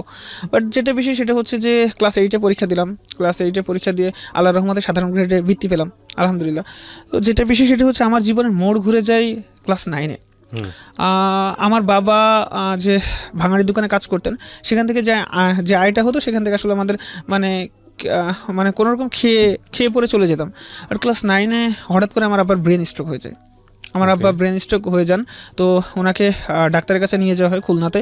তো ডাক্তাররা তাকে চেক আপ বা সমস্ত চিকিৎসার পর বলেন যে তোমার আব্বাকে যদি বাঁচাতে চাও বা তোমার আব্বা যদি থাকতে চায় বা তোমার আব্বা যদি অনেকদিন যদি লাস্টিং করতে চাই, তাহলে মানে সে আর কোনো কাজ করতে পারবে না। সে যে ভাঙাড়ির দোকানে কাজ করে বা সে যে ইয়ে করে, তোমার আব্বাকে সারা জীবন শুয়ে বসে চলতে হবে। এখন এই যে বিষয়টা, এই জীবনটা মানে তখন ওই সময় ধরেন যে আমার চোখের এই অবস্থা প্লাস এই যে আর্থিক যে দুরবস্থা, তখন আসলে না আমার মাথায় আকাশ ভেঙে পড়লো। আমি নিশ্চয়ই আপনার ফ্যামিলিতে বড় কে সবার বড় আমি, আমার ছোট বোন আছে। চিন্তা করেন অবস্থা, 4 ভাই বোন আপনারা? জি, আমরা 2 ভাই বোন। 1 ভাই 1 বোন আপনারা? জি জি, 1 ভাই। আপনি বড় আর আপনার ছোট একটা বোন? আমার ছোট বোন। জি, মানে ওরা 4 জন হচ্ছে 4 জন মিলে ফ্যামিলি মেম্বার। জি জি জি। ওকে, তারপর তো এটা হচ্ছে সবচেয়ে মানে কি বলবো, তখন আসলে আমার পড়া রানিং আছে। অ্যান্ড ইভেন আমি এই যে টাকা পয়সার অভাবের জন্য আমি ফার্স্ট বয় হওয়া সত্ত্বেও আমি আসলে সায়েন্স নিইনি, কারণ আসলে গ্রামে সায়েন্সের ওরকম টিচার ছিল না, আর মানে সায়েন্সে অনেক খরচ। তো যেটা বেশি সেটা হচ্ছে যে আমি টাকার অভাবের জন্য কিন্তু ক্লাস 9-এ আর্টস নিয়েছিলাম, যে আসলে সে সময় মানে কারণ বায়োলজি আছে, কেমিস্ট্রি আছে, ফিজিক্স আছে, পড়তে পারবো না। জি জি, পড়তে পারবো না, কারণ আমার আসলে আর্থিক ওরকম মানে সঙ্গতি নাই। তো যেটা বিষয় হলো সেটা হচ্ছে যে তো আব্বুর এরকম অবস্থা। তো এখন আমার মা একটু শিক্ষিত, আমার মা এসএসসি পাস। তো সেই সময় আমার আম্মা বলল যে আসলে সংসারে তো এরকম দুরবস্থা, চল আমি আর তুই মিলে টিউশনি করি। তো এখান থেকে আসলে মানে আমার জীবনের আসলে মানে নতুন একটা অধ্যায়ের শুরু, যে আমি আসলে তখন আমাদের গ্রামে মানে আমাদের বাসায় মানে ছেলে মেয়েদেরকে পড়াইতাম ক্লাস 2, ক্লাস 3, ক্লাস 5 এভাবে আসলে পড়ানো শুরু করলাম। মানে আসলে ওই সময়টা না, ওই মানে যেই সময়টা আসলে দুরন্তপনা, যে সময় আসলে মানে খেলে বেড়ানোর সময়, যে সময়টা আসলে মানে কি বলবো, হাসি আড্ডা মানে তামাশার সময়, সেই সময়টা আসলে আমি বুঝে গেছি যে আসলে আমার কী করা দরকার বা কী করা উচিত। তো তখন থেকে আসলে সংসারের ভাড়াপনটা চলে আসে। তো আলহামদুলিল্লাহ আমি আমার মায়ের প্রচেষ্টা, মায়ের মানসিক সমর্থনে আমি তখন থেকে টিউশনি করা শুরু করি। আপনার মাও টিউশনি করতেন? জি, আমার মাও টিউশনি করতেন। আমার মা যেহেতু শিক্ষিত ছিলেন, মানে এসএসসি পাস ছিলেন, তো ওখান থেকে আসলে মানে বাসায় টিউশনি করানো হতো ক্লাস 1, ক্লাস 2। তো আসলে গ্রামে আসলে টিউশনি করে খুব বেশি ফায়দা হয় না, কারণ ওখানে আসলে টাকা পয়সা খুবই কম দেয়। মানে ধরেন যে একজনকে পড়াইলে 100 টাকা, অ্যান্ড ইভেন মানে সারাদিন পড়াইতে, যেমন ধরে যে সকালে, বিকালে বা রাতে এরকম। তো এখানে যে বিষয়টা সেটা হচ্ছে যে এভাবে চলতে থাকলো, ক্লাস 9-10 এভাবে পার করলাম। আসলে আমি অতিরিক্ত টিউশনের প্রতি মানে মোস্ট অফ দ্য টাইম আমি টিউশন করতাম, এই জন্য আসলে আমার একাডেমিক্যালি একটু আমি মানে মিসট্র্যাক হয়ে যায়। তো লেখাপড়ার দিকে, আপনার নিজের লেখাপড়ার দিকে সময় দিতে পারছেন? জি না, আমি নিজের লেখাপড়ার দিকে সময় আসলে দেওয়া হয়নি। তো এজন্য যেটা বেশি সেটা হচ্ছে যে আমার এসএসসি পরীক্ষা দিয়েছিলাম 2012-তে যশোর বোর্ড থেকে, মানবিক বিভাগ থেকে। তো ওখানে আসলে রেজাল্ট খুব বেশি মানে হয়নি, 4.44 আসছিল out of 5। G, out of 5 4 আসছিল। তো যেটা বেশি সবাই তো এটা 4 আসছিল। তো এরপর ভর্তি হলাম উথলি কলেজ, মানে আমার বাসা থেকে প্রায় 8 কিলোমিটার দূরে। আচ্ছা। তো উথলি কলেজে ভর্তি হলাম। ওই যে সংসারের যে একটা ভাড়াপন, এটা কিন্তু আমার মাথায় আছে। আমি কলেজে এজন্য আমি ক্লাস করতে পারতাম না, আমার কলেজের আসলে উপস্থিতির সংখ্যা খুবই কম ছিল। আমি আসলে মানে এদিকে ব্যস্ত ছিলাম যে আসলে আমার বাবাকে কীভাবে সাপোর্ট দিব, আমার ফ্যামিলিকে কীভাবে সাপোর্ট দিব, আমার সংসার কীভাবে চলবে। আমার ছোটো বোনটা পড়ছে, আমার ছোটো বোন আমার থেকে 6 বছরের ছোটো, তো ও কীভাবে পড়বে। তো এই বিষয়টা আসলে সবসময় আমার মাথায় ঘুরঘুর করতো বা ইয়ে করতো। তো আসলে কলেজের একটা ইন্টারেস্টিং বিষয় আছে, কলেজে আমি ক্লাস করতাম না। তো অনেক দিন পর একদিন কলেজে গেছি, তো আমার ইংরেজি টিচার বলছে যে মানে অনেক দিন অ্যাবসেন্ট। তো সেদিন আসলে মানে বলছি যে স্যার মানে আমি অ্যাটেন্ডেন্স দিয়েছি। তো বললো যে আপনি তো অনেক দিন ক্লাস করেন না, কই থাকেন? বললাম স্যার বাসায়। তো স্যার মানে সেদিন অনেক অপমান করলেন, যে বললো যে সামনে একটা এক্সাম আছে, এক্সামটা দিয়েন। হ্যাঁ, তো যেটা বেশি সেটা হচ্ছে যে আসলে সেই সময় ইয়ে করলাম কি যে আসলে না, তাহলে এক্সামটা দিয়ে দেখি আসলে কি হয়। তো যেটা বেশি সেটা হচ্ছে যে এক্সাম দিয়েছিলাম, স্যারের ইংরেজি এক্সাম ছিল 80 মার্কসের। তো সেই সময় হলো কি স্যার সবার খাতা দিয়ে দিয়েছে। তো স্যার বলল যে আসলে এমন একজন ফার্স্ট হয়েছে বা এমন একজন আসলে মানে হায়েস্ট মার্ক পেয়েছে যে আসলে ক্লাস করে না বা তার কোনো অ্যাটেন্ডেন্স নাই বা সে সবসময় অ্যাবসেন্ট থাকে।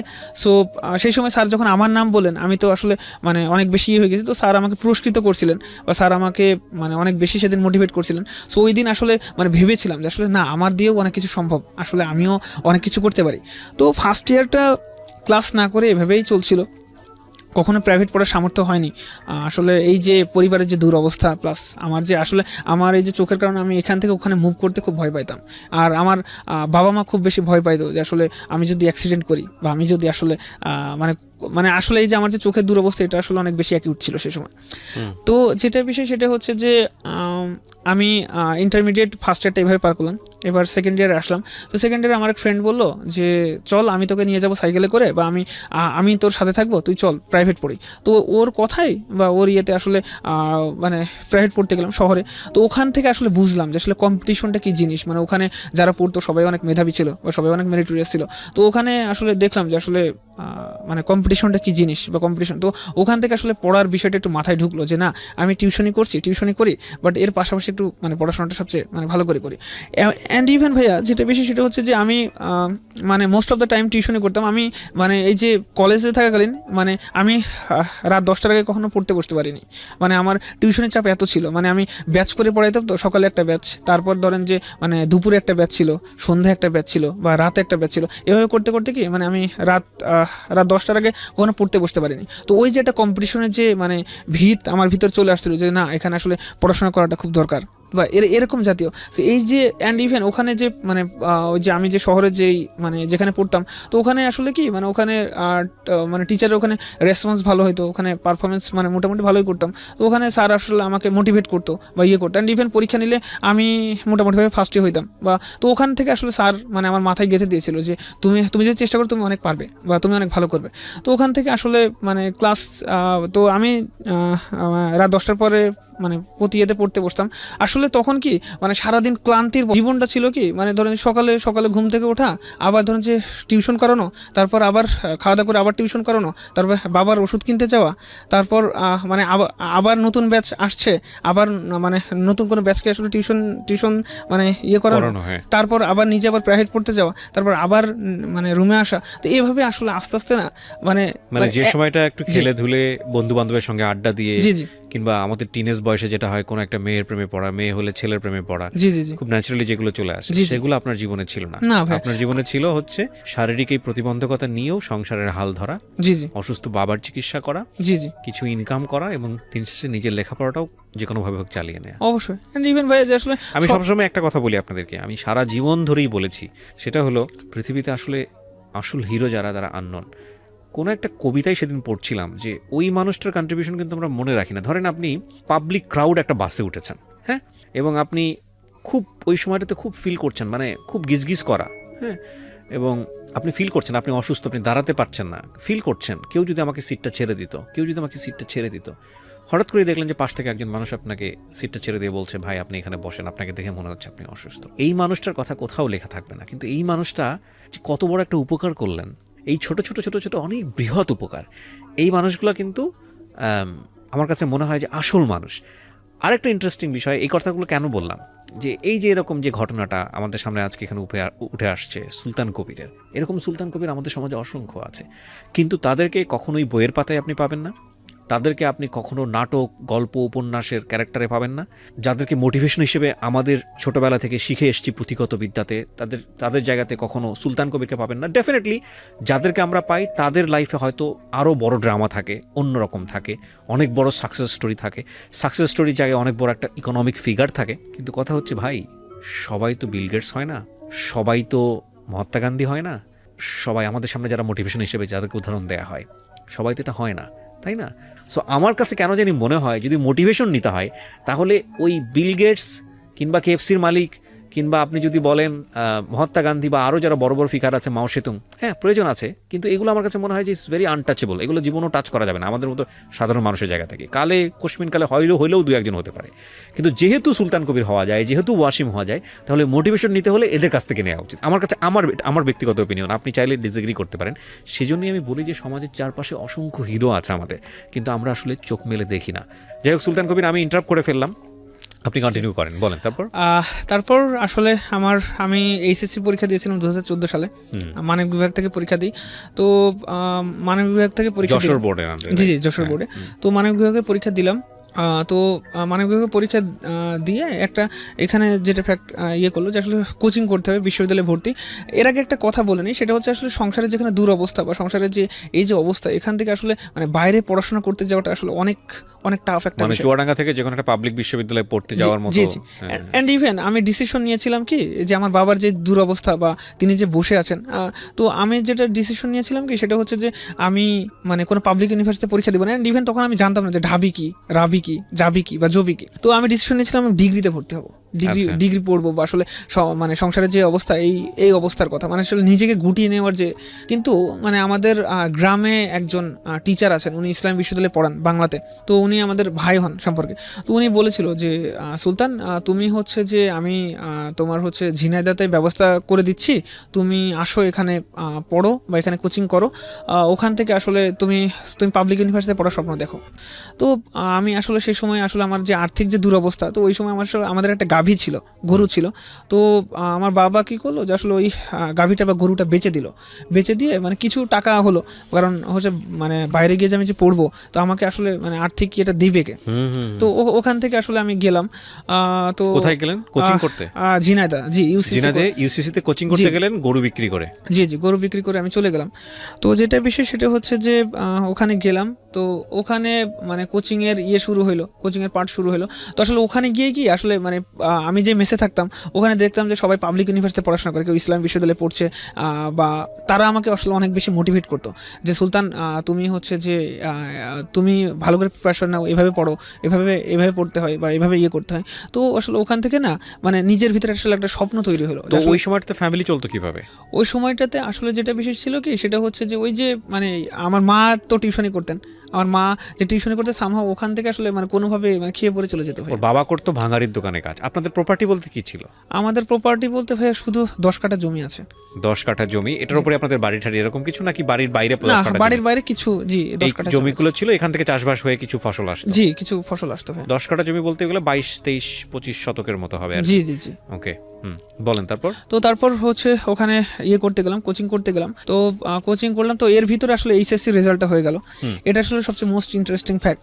তো এইচএসসি রেজাল্টে আমি আল্লাহর রহমতে বা সবার দোয়াই গোল্ডেন A+ পাইলাম। কারণ এই যে 4.44 থেকে গোল্ডেন A+ পাওয়া, এটা আসলে মানে আমার জীবনে অনেক বড় টার্নিং পয়েন্ট ছিল। বিশাল টার্নিং পয়েন্ট, মানব বিভাগ থেকে গোল্ডেন A+ পাওয়া এরকম একটা ক্রিটিক্যাল সিচুয়েশন। এন্ড ইভেন ওই সময় হচ্ছে যে কলেজ থেকে আমি মানে সম্মিলিত মেধা তালিকায় কলেজ থেকে ফার্স্ট হলাম। ওয়াও। এন্ড ইভেন আমি হচ্ছে মানে বোর্ড স্কলারশিপ পেলাম, আমার বোর্ডে একটা পজিশন হইলো। তো আসলে ওটা আমার জীবনের আসলে মোড়কে অনেক বেশি ঘুরিয়ে দিয়েছিল। ওটা আসলে আমার মানে জীবনের আসলে কি বলবো, ওটাই আসলে আমার জীবনের টার্নিং পয়েন্ট ছিল। ওখান থেকে আমি আসলে স্বপ্ন দেখতে শিখেছি যে আসলে প্রতিবন্ধকতা বা প্রতিবন্ধিতা আমরা যেটা দেখি, আসলে এখান থেকে মুভ করা যায়, বা আসলে আর্থিক দুরবস্থা বা চোখের এইটা আসলে এটা মানে তেমন কোনো ফ্যাক্ট ক্রিয়েট করে না। দ্য থিং ইজ দ্যাট একটা মানুষকে ঘুরিয়ে দেওয়ার জন্য দুটো জিনিস ইম্পর্টেন্ট। নাম্বার 1, তাকে একটা পেইনফুল সিচুয়েশন দিতে হবে। এই সিচুয়েশন থেকে ওই মানুষটার টেন্ডেন্সি বসে যাবে, আইদার সে ডিরেইলড হবে, মানে খারাপ একটা অবস্থার মধ্যে চলে যাবে, নিজেকে শেষ করে দিবে, অথবা সে ঘুরে দাঁড়ানোর জন্য ফুল ফোর্স নিয়োগ করবে। সেই অর্থে যে কোনো ক্রিটিক্যাল মোমেন্ট, যে কোনো পেইনফুল সিচুয়েশন লাইফে ব্লেজিং হতে পারে। এই জন্য বলে শোককে শক্তিতে রূপান্তর করুন, নাম্বার 1। অ্যান্ড নাম্বার 2, আপনি যে কোনো ক্রিটিক্যাল সিচুয়েশনে থাকলে বা যে কোনো ধরনের ব্যাকওয়ার্ড সিচুয়েশনে থাকলে, আপনি যদি সৃষ্টিকর্তা বিশ্বাস করেন, বিলিভ মি, সামহাও আপনি যদি আপনার খালি হালটা ধরে রাখেন যে না আমি তো আসছি, নিশ্চয়ই রিজিক বা আমার সামনে আমি কত দূর যাবো না যাবো উপরওয়ালা নির্ধারণ করে রেখেছেন, আমাকে শুধু বিশ্বাস করে ধরে থাকতে হবে, ট্রাই করে যেতে হবে। অ্যান্ড বিলিভ মি, কোথা থেকে যে চলে আসে, মানে আপনার সাকসেসফুল ব্যাপারটা যে আপনি যা চিন্তা করবেন তার চেয়ে তো কত গুণ বেগে চলে আসে, unthinkable. Life is all about miracle. So বিশ্বাস খুব ইম্পর্টেন্ট একটা জিনিস, যেটা খুব গুরুত্বপূর্ণ। যে কোনো সাকসেস, আপনি কাজ করতে গিয়ে ছোট একটা সাকসেস পাবেন বা কোনো একটা সাকসেস পাবেন, তখন আপনার চিন্তার মোডটা ঘুরিয়ে দেয়। ইনফ্যাক্ট তাৎক্ষণিক যে কনফিডেন্সটা আপনার মধ্যে তৈরি হবে, সেটা আপনাকে লাইফ লং ফাইট করতে শেখাবে। That actually happen in this boy. Sultan Kabir, যেটা আমরা শুনতেছিলাম যে আপনি বললেন যে আপনার মধ্যে একটা কনফিডেন্ট গ্রো করলো, যে আপনি ইন্টারমিডিয়েটে আপনি যখন গোল্ডেন A+ পেলেন যে না আমাকে দিয়ে হবে, আমার চোখে না দেখা আসলে কোনো বড় ফ্যাক্ট না। জি, তারপর আসলে আমি তখন থেকে রিয়েলাইজ করতে শিখলাম যে আসলে হিউম্যান ব্রেন আসলে আল্লাহ তাআলার সবচেয়ে বড় একটা দান। আসলে এটাকে আসলে সবচেয়ে বেশি মানে ভালোভাবে ইউটিলাইজ করা উচিত। এই জন্য আসলে একটা কথা আছে যে আসলে human brain is the most wonderful gift by Allah for every human being. So এই যে বিষয়টা, তখন থেকে আসলে মানে নিজের প্রতি যে আসলে যে আসলে একজন মানুষ আর্থিক দুরবস্থা বা চোখের এই বিষয়টা থেকেও আসলে আগাইতে পারে, এটা আসলে কোনো ফ্যাক্ট না। তারপর থেকে তারপর আমি অ্যাডমিশনে কোচিং করা শুরু করলাম, বাট আমার এই যে টাকার যে মানে আসলে আর্থিক যে দুরবস্থা ছিল, এই জন্য আসলে আমি 2 মাস কোচিং করে আমি আবার বাসায় চলে আসি। তো তারপর আসলে মানে মোটামুটিভাবে ঢাকা ইউনিভার্সিটিতে ফর্ম উঠাইছিলাম অ্যান্ড রাজশাহী ইউনিভার্সিটি, তাছাড়া খুব বেশি জায়গায় ফর্ম ওঠানো হয়নি। তো আল্লাহর রহমতে ঢাকা ইউনিভার্সিটিতে পরীক্ষা দিয়ে তথ্য যোগাযোগ এবং তথ্য প্রযুক্তি এবং লাইব্রেরি সায়েন্স যেটাকে জি বলে। লাইব্রেরি সায়েন্সে ওটাতে চান্স হয়েছিল, আর রাজশাহী ইউনিভার্সিটিতে আন্তর্জাতিক সম্পর্কে চান্স হয়েছিল। কিন্তু আসলে সে সময় টাকার অভাবে ঢাকা ইউনিভার্সিটিতে ভর্তি হওয়া হয়নি। বাট আপনি যদি চয়েসের কথা বলেন, ডেফিনেটলি আপনার ফ্রেন্ড সার্কেল বা বড় ভাইরা নিশ্চয়ই সাজেস্ট করেছিল ঢাকা ইউনিভার্সিটি। জি জি, আমাকে ঢাকা ইউনিভার্সিটি এটা আমার লাইফের একটা খুব ইন্টারেস্টিং স্টোরি আছে। আমি রাজশাহী ইউনিভার্সিটিতে পরীক্ষা দিয়েছিলাম, জাহাঙ্গীরনগর ইউনিভার্সিটিতে পরীক্ষা দিয়ে আমি শেয়ার করে ফেলি আজকে। জাহাঙ্গীরনগর ইউনিভার্সিটিতে পরীক্ষা দিয়েছিলাম, তারপরে হচ্ছে আপনার ঢাকা ইউনিভার্সিটিতে পরীক্ষা দিয়েছিলাম, এবং বাড়ির পাশে আমার বাড়ি বগুড়া আজিজুল হকেও পরীক্ষা দিয়েছিলাম, আজিজুল হক কলেজে। মোস্ট ইন্টারেস্টিং ফ্যাক্ট হচ্ছে আমি ঢাকা ইউনিভার্সিটিতে চান্স পেয়েছি, রাজশাহী ইউনিভার্সিটিতে চান্স পেয়েছি, জাহাঙ্গীরনগরেও চান্স পেয়েছি, কিন্তু বগুড়া বাড়ির পাশে যে আজিজুল হক কলেজ সেখানে আমি চান্স পাইনি। ওকে, ঠিক আছে, এখন বললে আমার হাসি লাগে। তো যাই হোক, তো আরও ইন্টারেস্টিং হচ্ছে যে আমার শখ ছিল যে আমি ইকোনমিক্স নিয়ে পড়াশোনা করবো। তো রাজশাহীতে আমার ইকোনমিক্সে হয়েছিল, কিন্তু ঢাকা ইউনিভার্সিটিতে আমি পাবলিক অ্যাডমিনিস্ট্রেশন আরও বেশ কিছু পেয়েছিলাম। তো ইকোনমিক্সে এখানে ভর্তি হওয়ার পর আমার বড় ভাইরা যেটা সাজেস্ট করলো যে no, you should go for Dhaka university. Because আসলে ইউনিভার্সিটিতে পড়া তো শুধু একাডেমিক একটা পড়াশোনা না, এখানে আসলে পুরো এনভায়রনমেন্টটা থেকে আমরা শিখি। তো আমার কাছে কেন জানি মনে হয় যে আপনার সেই দিক থেকে এটাই বলার কথা যে library science was okay, but আপনি শুধুমাত্র অর্থ অভাবে সেই ডিসিশনটা আপনি নিতে পারেননি। এটা হচ্ছে একটা বিশাল স্যাক্রিফাইস। তো আপনি কি করলেন?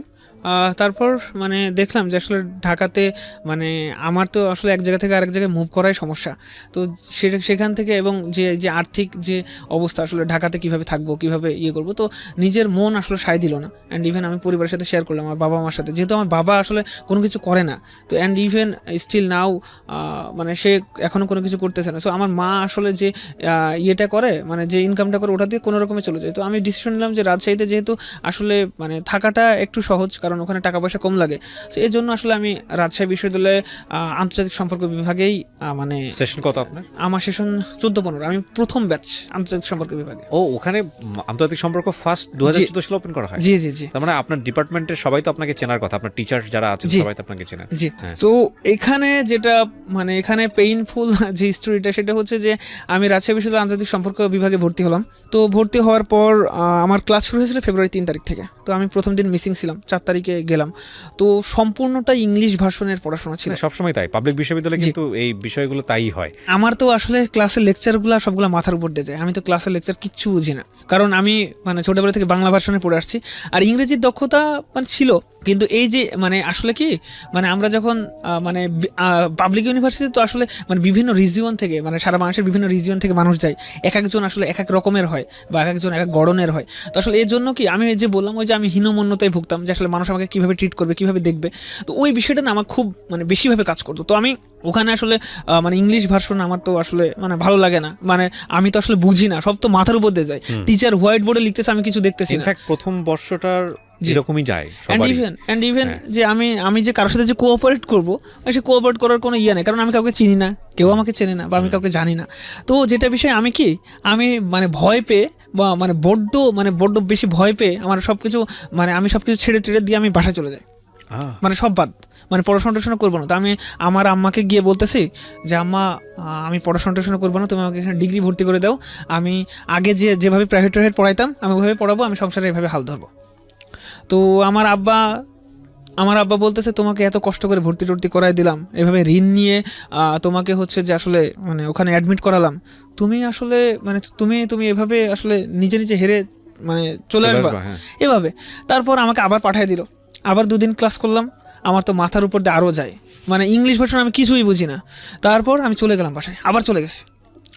ইভেন তখন যেটা বিষয় হয় কি, আমি চলে আসছি, তো ধরেন যে প্রতিবেশী বা আসলে যে সারাউন্ডিংস ম্যাটার্স বা এনভায়রনমেন্ট ম্যাটার্স। আমি যে এনভায়রনমেন্টের ভিতরে থাকতাম, তো আমার বলতেছে কি রে তুই সবসময় চলে আসিস কেন, তোর তো মানে তুই কি ইউনিভার্সিটি বন্ধ হয়ে গেছে না, তুই ইয়ে করতেছিস কেন। এই যে বিষয়টা, আমি মানে রাজশাহীতে যখন যাচ্ছি তখন আসলে এই যে আমার যে ক্লাসের ভয়, যে ক্লাস করলেই আসলে ইংলিশ ভার্সন পড়তে হবে, বা আবার এই যে বাসায় গেলে কি অন্যের কাছে জবাবদিহি করতে হবে, এটা না আসলে আমি নিতে পারতেছিলাম না। দেন আমি এবার কি হয়েছে, আমার বাবা মা আমার সাথে আসছে, আমার বাবা মা ডিপার্টমেন্টে গেছে, বলতেছে স্যার আসলে ওর তো একটু চোখের প্রবলেম বা ওর তার এই সমস্যা, ও তো ইংলিশ ভার্সনের বিষয়গুলো বুঝতেছে না। তো স্যার মানে আমরা খুব দরিদ্র ফ্যামিলি থেকে ইয়ে করছি, তো স্যার মানে ওকে যদি কেউ যদি কোঅর্ডিনেট করতো বা ইয়েটা করতো তাহলে খুব ভালো হতো। তো স্যাররা মানে আম্মা প্লাস আব্বা ওখানে গিয়ে বলে আসলেন। তো তারপরেও আসলে ভালো লাগে না, আমি তিনবার বাসায় চলে গেছিলাম ভাইয়া, তিন মানে আপনি পড়বেন না? জি আমি পড়বো না। তারপর একদিন বাসায় আছি, তো আমার মা দেখছি যে মানে অনেক কান্না করতেছে, যে আসলে আমার ছেলে মানে এত কষ্ট করে এসএসসি পাস করলো, ইন্টারমিডিয়েট পাস করলো, তার রেজাল্ট ভালো, সে একটা ভালো ইউনিভার্সিটিতে আল্লাহ তাআলা তাকে পাইয়ে দিল, এখন সে পারতেছে না কেন, আসল সমস্যাটা কোথায়? তো আমি একটা ডায়েরিতে লেখালেখি করতাম, তো ওই ডায়েরিতে আম্মা দেখছি লিখে রাখছে যে হে আল্লাহ, আমার ছেলের মাথায় পড়া ঢুকিয়ে দাও। আসলে ওই সময়টা ওই লাইনটা আমার আসলে মেডিসিনের মতো কাজ করছিল। মানে আপনার ডায়েরিতে আপনার মা লিখে রেখেছে? জি জি। কেন? যে আসলে মানে কেন, মানে যে প্রথম পাতায় ওটা লিখে রাখছে, মানে আমি যে ডায়েরি লিখতাম ওখান থেকে আসলে পাতাগুলো আমি ছিঁড়ে ফেলছিলাম, বাট শুধু ডায়েরিতে শুধু পড়েছিল, দেখছি ওখানে লেখা আছে যে আসলে হে আল্লাহ, আমার মাথায় মানে আমার ছেলের মাথায় পড়া ঢুকিয়ে দাও। তো আসলে ওই সময়টা না, আসলে ওই যে বিষয়টা আমার মাথায় ওষুধের মতো কাজ করছিল। প্রিয় শ্রোতা, গল্পের মাঝখানে একটু থামাচ্ছি। আপনারা নিশ্চয়ই জানেন প্রাণের মেলা বইমেলা শুরু হয়ে গেছে, এবং এই বইমেলাতে জীবন গল্প পার্ট 2 অসাধারণ বেশ কিছু গল্প নিয়ে অলরেডি বাজারে চলে এসছে। আপনারা বইটি সংগ্রহ করতে পারেন বর্ণপ্রকাশের স্টলে গিয়ে, আর ঘরে বসে আপনি সংগ্রহ করতে পারেন মাত্র 200 টাকার বিনিময়ে। আপনাকে ঘরে বসে সংগ্রহ করতে হলে যেটা করতে হবে, ফোন করতে পারেন boibajar.com এর এই নাম্বারে 09611262020। আমি আবারও বলছি 09611262020। অথবা আপনি যদি মনে করেন ফোন করে আপনার বুকিং করতে সমস্যা, ঠিক আছে, আপনাকে কিচ্ছু করতে হবে না, শুধু যেই নাম্বারটি আমি দিচ্ছি এই নাম্বারে বি লিখে SMS করবেন, আমরাই আপনাকে কল ব্যাক করব। ওকে, আমি নাম্বারটি বলছি 01617257525। আমি আবারও বলছি 016127525525। এই নাম্বারটিতে বি লিখে SMS করতে হবে। এবং যারা ঘরে বসে বইটি সংগ্রহ করতে চান, অবশ্যই খেয়াল রাখবেন বইটির যে মূল্য রাখা হয়েছে সেটার অর্ধেক অর্থ আপনাকে অগ্রিম পাঠাতে হবে, অর্থাৎ 100 টাকার মতো আপনাকে অগ্রিম পাঠাতে হবে। ওকে, আবারও গল্পে ফিরছি আমরা। তারপর আমি আম্মাকে বললাম যে আম্মা, আমি চলে যাব, আমি গিয়ে ওখানে পড়াশোনা করব। তো এখানে আমার জীবনের মোড় পরিবর্তন করার ক্ষেত্রে এখানে যদি বলি, সেটা হচ্ছে যে আমার এক টিচার, ইউনিভার্সিটির একজন টিচার, আমার ডিপার্টমেন্ট টিচার আমার জীবনের মোড়টা ঘুরিয়ে দিয়েছে। সেটা হচ্ছে যে তিনি ক্লাসে আসলেন, ক্লাসে এসে মানে বলতেছে যে তোমার বাবা মা তো আসছিল, তো বলছে যে আচ্ছা বাবা, তুমি কি হচ্ছে হোয়াইট বোর্ড দেখতে পাও? বললাম স্যার আসলে আমি হোয়াইট বোর্ড দেখতে পারি না। বলছে তুমি তো অনেক ক্লাসগুলো মিস করে ফেলেছো, তো তুমি এক কাজ করো, তুমি হচ্ছে ক্লাসের আগে বা ক্লাসের পরে আমার সাথে দেখা করো, আমি তোমাকে ক্লাসের বুঝিয়ে দিব। আর তোমার যদি আসলে হোয়াইট বোর্ড যদি দেখতেই সমস্যা হয়, আমি যে ক্লাসে যে ডেলিভারি দিচ্ছি আমি বলবো, তুমি লিখবা পরে। এই যে বিষয়টা, এই যে টিচারের যে সাপোর্টটা, প্লাস এই যে মায়ের লেখা যে লাইন, বা মায়ের লেখা যে আসলে ওই যে লাইনটা, ওটা আসলে আমার এই দুইটা আসলে সবসময় মেডিসিনের মতো কাজ করলো। তো একদিন কি হলো, একদিন স্যার ক্লাসে টেস্ট নিয়েছে, ইনকোর্স না, ক্লাসে এমনিতে টেস্ট নিয়েছে। তো ক্লাস টেস্টে স্যার কোশ্চেন করেছে, আমি অ্যান্সার দিয়েছি। তো স্যার খাতা যখন দেখাবে, স্যার ক্লাসে খাতা আনলেন, এনে বলতেছে আসলে যে ছেলেটা 3-3বার বাসায় চলে গেছে, তার যদি খাতার যদি মানে তার যে লেখার যদি ধরন দেখো, বা সে যেভাবে লিখেছে এটা যদি দেখো, তো সত্যি সত্যি তোমরা অবাক হবে। তো আমাকে স্যার বললো যে তুমি বাবা, তুমি এত ভয় পাও কেন? তুমি তো ভালো লেখো, বা তুমি যদি চেষ্টা করো তুমি পারবা, সো তোমার কোনো ভয় নেই, আমি আছি, তুমি পড়াশোনাটা খুব ভালো করে করো। এই যে তখন থেকে আসলে আমি না একটা ভরসা, মানে একটা খুঁটি খুঁজে পেলাম যে আসলে না, সামথিং উইল হ্যাপেন, ইনশাল্লাহ সামথিং উইল হ্যাপেন। সো তারপর স্যারের এই যে মোটিভেশন, স্যারের কাছ থেকে আসলে রেগুলার অ্যাডভাইস নেওয়া, স্যারের কাছে যাওয়া। তো এই যে বিষয়টা 2014-তে আপনার সেশন? জি 14-15। তার মানে তো আপনার অনার্স কমপ্লিট হওয়ার কথা? জি অনার্স কমপ্লিট হয়ে গেছে। কত সালে কমপ্লিট হলো? আমার অনার্স কমপ্লিট হয়েছে ভাই 19-এ। 2019-এ? এই তো গত বছর? জি গত বছর। আচ্ছা, আপনি মাস্টার্সে পড়ছেন এখন নাকি? জি মাস্টার্সে অ্যাডমিট হয়ে গেছেন। কোন শিক্ষকের কথা বলছিলেন, যে শিক্ষক আপনাকে অনেক বেশি ইন্সপায়ার করেছেন? অনেক বেশি ইন্সপায়ার করতেন। নাম কি ওনার? ওনার নাম শরীফুল ইসলাম স্যার। উনি স্যার এখন ইন্ডিয়াতে পিএইচডির জন্য আছেন। তো সেই সময় আসলে তো এই যে ইন্সপিরেশন, স্যারের ইন্সপিরেশন, তো আমি ক্লাসে ওই পরীক্ষা দিই, স্যার আমাকে যেভাবে ফলো আপ করলেন বা এইভাবে যেভাবে আমাকে মোটিভেট করতে থাকলেন, আসলে আমি একটা খুঁটি খুঁজে পেলাম। তারপর থেকে আসলে আমি আমার জীবনে মানে পরিশ্রম জিনিসটা আমি করতে শুরু করলাম, যে আসলে আমি আগের যেই মানে ছিলাম, যে আসলে আমি যদি এত টিউশনি করি বা এত কষ্ট করে যদি আগের যদি মানে পড়াশোনা করতে পারি, তাহলে এখনো সম্ভব। তো আপনি আপনার এই একাডেমিক পড়াশোনার খরচটা কিভাবে জোগাড় করতেন? পড়াশোনা ভাইয়া সেখানে আসলে টার্নিং পয়েন্ট হিসেবে কাজ করেছে ডাচ বাংলা ব্যাংকের বৃত্তি। আমি আচ্ছা। আমি ডাচ বাংলা ব্যাংকের বৃত্তি আল্লাহর রহমতে পেয়েছিলাম, ওটা মে মাসে হয়েছিল। ওর আগে এটা দিয়ে কি আপনাদের ফুল একাডেমিক সাপোর্টটা পেয়েছেন ওখান থেকে? ওখান থেকে ফুল ভাইয়া, ওখানে আসলে কি মানে ওরা প্রতি মাসে 2500 করে টাকা দিত, ওখান থেকে কোনোভাবে চলতো। আবার এই যে মানে আমার ও আপনার পুরো অনার্সে এটা সাপোর্টটা দিয়েছে ওরা? জি জি জি, ওরা আমাকে পুরো মাস্টার্সেও দিচ্ছে? মাস্টার্সে জি না, মাস্টার্সে দেয়নি পুরো অনার্সের সাপোর্টটা ডাচ বাংলা ব্যাংক দিয়ে দিয়েছে? জি জি জি, পুরো অনার্সের Wow. সাপোর্টটাই ডাচ বাংলা ব্যাংক দিয়ে দিয়েছে। বাট বাই দ্য ওয়ে এই অনুষ্ঠানের স্পন্সর ডাচ বাংলা ব্যাংক না, but they are doing very good স্কলারশিপের ক্ষেত্রে, যে কারণে থ্যাঙ্কস জানাই আমাদের এই অনুষ্ঠানটা থেকে। যারা ভালো কাজ করেন তারা যে ব্র্যান্ডেরই হোক না কেন, যাই কিছু হোক না কেন, দে শুড বি হাইলাইটেড, সব জায়গাতে তাদেরকে হাইলাইট করা উচিত। ওকে, সো আপনার এই টাকা আপনাকে একটা বিশাল হেল্প করেছে? জি, ওটা Great. মানে মোটামুটি আমার আসলে ফাইন্যান্সিয়াল একটা খুঁটি হলো। তারপর টিচারের আসলে যে সমর্থন, এটা আমি পেলাম। তো এখান থেকে মানে ফার্স্ট ইয়ারে আমি বাজিমাত করে ফেলছিলাম। আমার চেয়ারম্যান স্যার আসলেন, এসে বলতেছে আসলে যে ফার্স্ট হয়েছে সে আসলে মানে সে 3-3বার বাসায় চলে গেছিলো, তার এরকম মানে অনেক বেশি ডিসএবিলিটি বা তার ফিজিক্যালি চ্যালেঞ্জ আছে, বাট সে আসলে বাজিমাত করে দিয়েছে। তো আমার ফার্স্ট ইয়ারের রেজাল্ট 3.88 ছিল। তো ওখান থেকে আসলে ফার্স্ট ইয়ারে? জি, ফার্স্ট ইয়ার। তো ওখান থেকে আসলে আমি একটা মানে পজিশন খুঁজে পেলাম যে আসলে আমার দিয়েও হবে, বা আমি মানে আমাকে দিয়ে সব কিছু পসিবল। সো ওখান থেকে আসলে মানে আমার জীবনের খুঁটি খুঁজে পেলাম। আমি ইন্টারন্যাশনাল রিলেশনস নিয়ে পড়ছি। আমি ইন্টারন্যাশনাল রিলেশনসকে আসলে অনেক ভালো করে জানার চেষ্টা করেছি, অনেক ভালো করে বোঝার চেষ্টা করেছি। ফাইনালি যেটা হলো যে আপনি অনার্স কমপ্লিট করলেন একটা ভালো রেজাল্ট নিয়ে। জি, অনার্স আমি ওখানে সফল হয়েছি। আর আমি আসলে ইন্টারন্যাশনাল রিলেশনসকে খুব ভালো করে জানার চেষ্টা করেছি। এবং ও প্রথম সারির মধ্যে আছে? জি, আল্লাহর রহমতে রেজাল্টে প্রথম সারির মধ্যে আছে। That's really awesome. কত পেলেন আপনি আউট অফ 4-এ? আউট অফ 4-এ আমার result total 3.80। Excellent, G, truly excellent, is unthinkable. Wow, জোস। এই তো বলি যে আমাদের আশেপাশে কত হিরো আছে, আর কতবার বলবো বলেন, আমার বলতে ভালো লাগে এগুলা। আর তো আপনার কমপ্লিট হলো 2019 সালে? জি, 2019-এ কমপ্লিট হলো। আমি আসলে সো এখানে একটা বিষয় বলে ফেলা ভালো, সেটা হচ্ছে যে ইউনিভার্সিটি লাইফে আমি বিভিন্ন স্বেচ্ছাসেবী সংগঠনের সাথে কাজ করেছি। তো সবচেয়ে যেটা মানে আমার মানে জীবনের সাথে যেটা জড়িয়ে, সেটা হচ্ছে physically challenge development foundation, PDF. সেখানে আমি অসংখ্য ফিজিক্যালি চ্যালেঞ্জ পিপলদের সাথে মিট করেছি, অনেক ফিজিক্যালি চ্যালেঞ্জ পিপলদের সাথে থেকেছি। ওদের সাথে দেখেছি কি, ওরা যারা ফিজিক্যালি চ্যালেঞ্জ বা যারা ধরেন যাদের মানে একটু আল্লাহ তাআলা মানে আসলে মানুষকে বিভিন্নভাবে পরীক্ষা করে, যারা একটু আসলে মানে একটু কম নিয়ে জন্মায়, যাদের শারীরিক একটু সমস্যা থাকে, যেমন কারো হাত নেই, কারো পা নেই, কারো মুখের সমস্যা, কেউ কথা বলতে পারে না, কেউ কানে শোনে না। এরা কি মানে এরা এই যে মানে ইউনিভার্সিটি গ্রাউন্ডে আসছে অনেক কষ্ট করে, বাট ওরা মানে যতটা না শারীরিক মানে বিষয় নিয়ে ভোগে, তার থেকে অনেক বেশি ভোগে মানসিক সমস্যায়। ওদের আসলে মেন্টাল যে মানে এই যে মানে মেন্টালিটি, ওদের মানে মেন্টালি সবসময় নিচু থাকে ভাইয়া। Because of our society, because of our দৃষ্টিভঙ্গি। সিম্পল কথা হচ্ছে এটা। ওরা যদি জন্মের পর থেকে এটা জানতো যে না, দে আর ফিজিক্যালি চ্যালেঞ্জড এবং তাদেরও স্কোপ আছে, তাদেরকে হীনমন্যতা ভোগার কিচ্ছু নাই, বিকজ আমরা প্রত্যেকেই কোনো না কোনোভাবে চ্যালেঞ্জ ফেস করছি আমাদের হিউম্যান লাইফে। ওরা যদি ওই কনফিডেন্সটা ছোটোবেলা থেকে পেতো, তাহলে কিন্তু এই মানসিকতা প্রবলেমে তাদের কিন্তু পড়ার কথা না।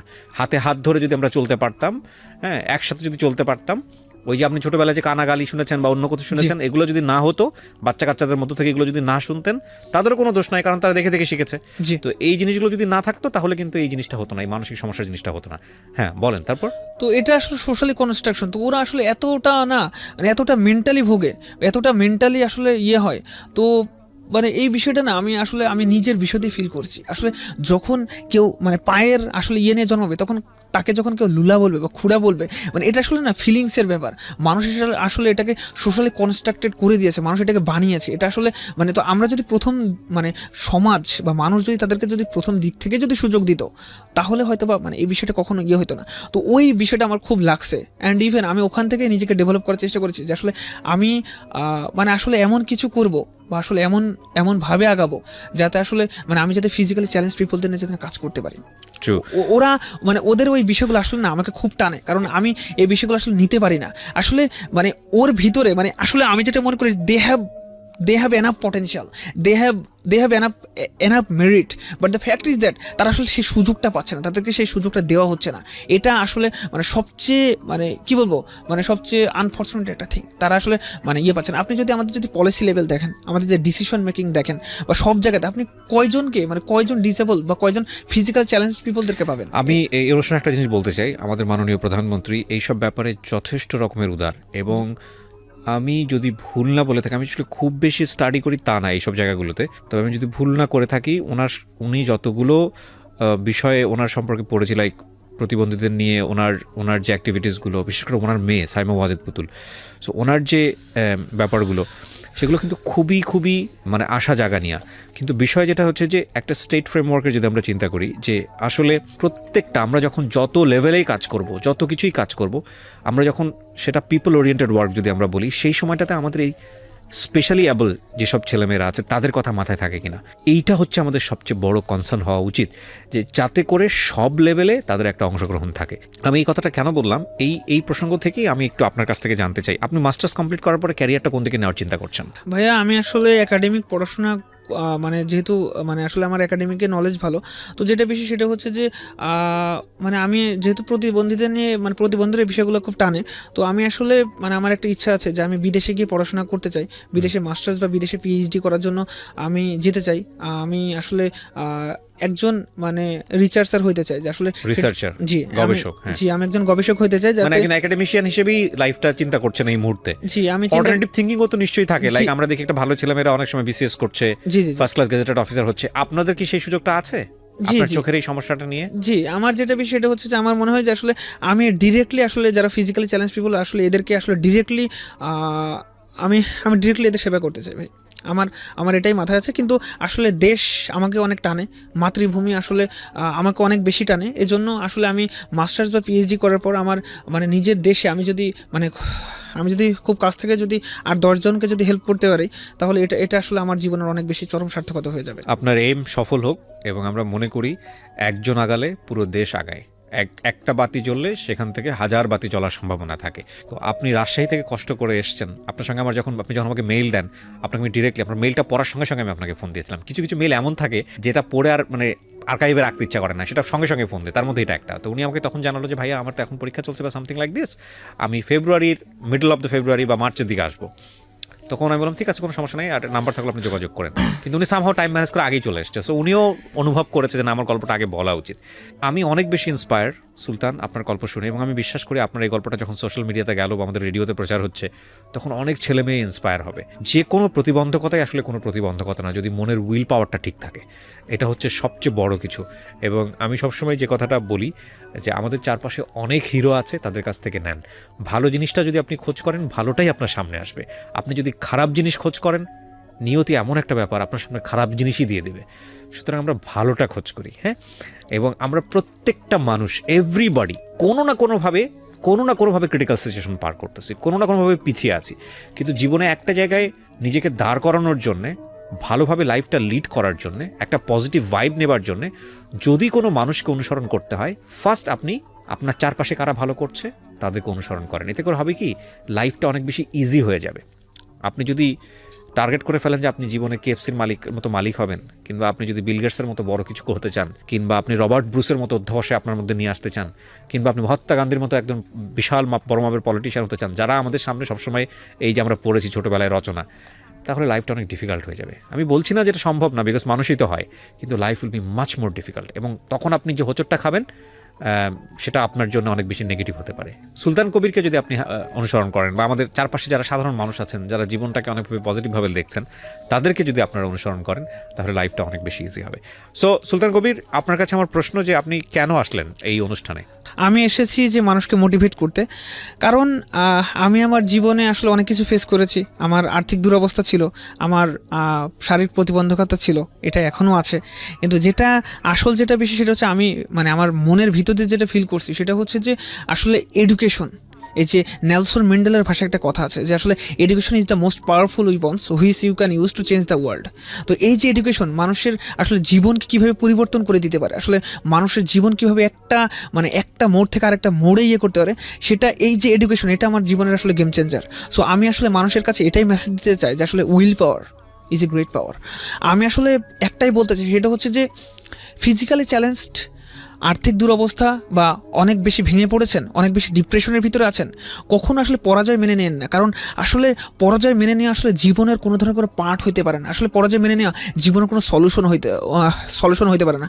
জীবনের সলিউশন ওইটাই যুদ্ধ করে যাওয়া, শেষ নিঃশ্বাস পর্যন্ত যুদ্ধ করে যাওয়া, শেষ নিঃশ্বাস পর্যন্ত হাল না ছাড়া, never give up, never and ever give up. কারণ while there is life there is hope. আমার যে লক্ষ্যটা আছে, আমার যে উদ্দেশ্যটা আছে, আমি সেটাকে অনেক ভালো করে ইয়ে করব ইনশাল্লাহ। আমি এস্টাবলিশ হয়ে আমার নিজের জন্য কাজ করব এবং ফিজিক্যাল চ্যালেঞ্জ মানুষের জন্য কাজ করব। জি, থ্যাংক ইউ সুলতান কবির। আমার মনে হয় আপনি আমার থেকে অসাধারণ করে বলেছেন এবং I am really motivated by you.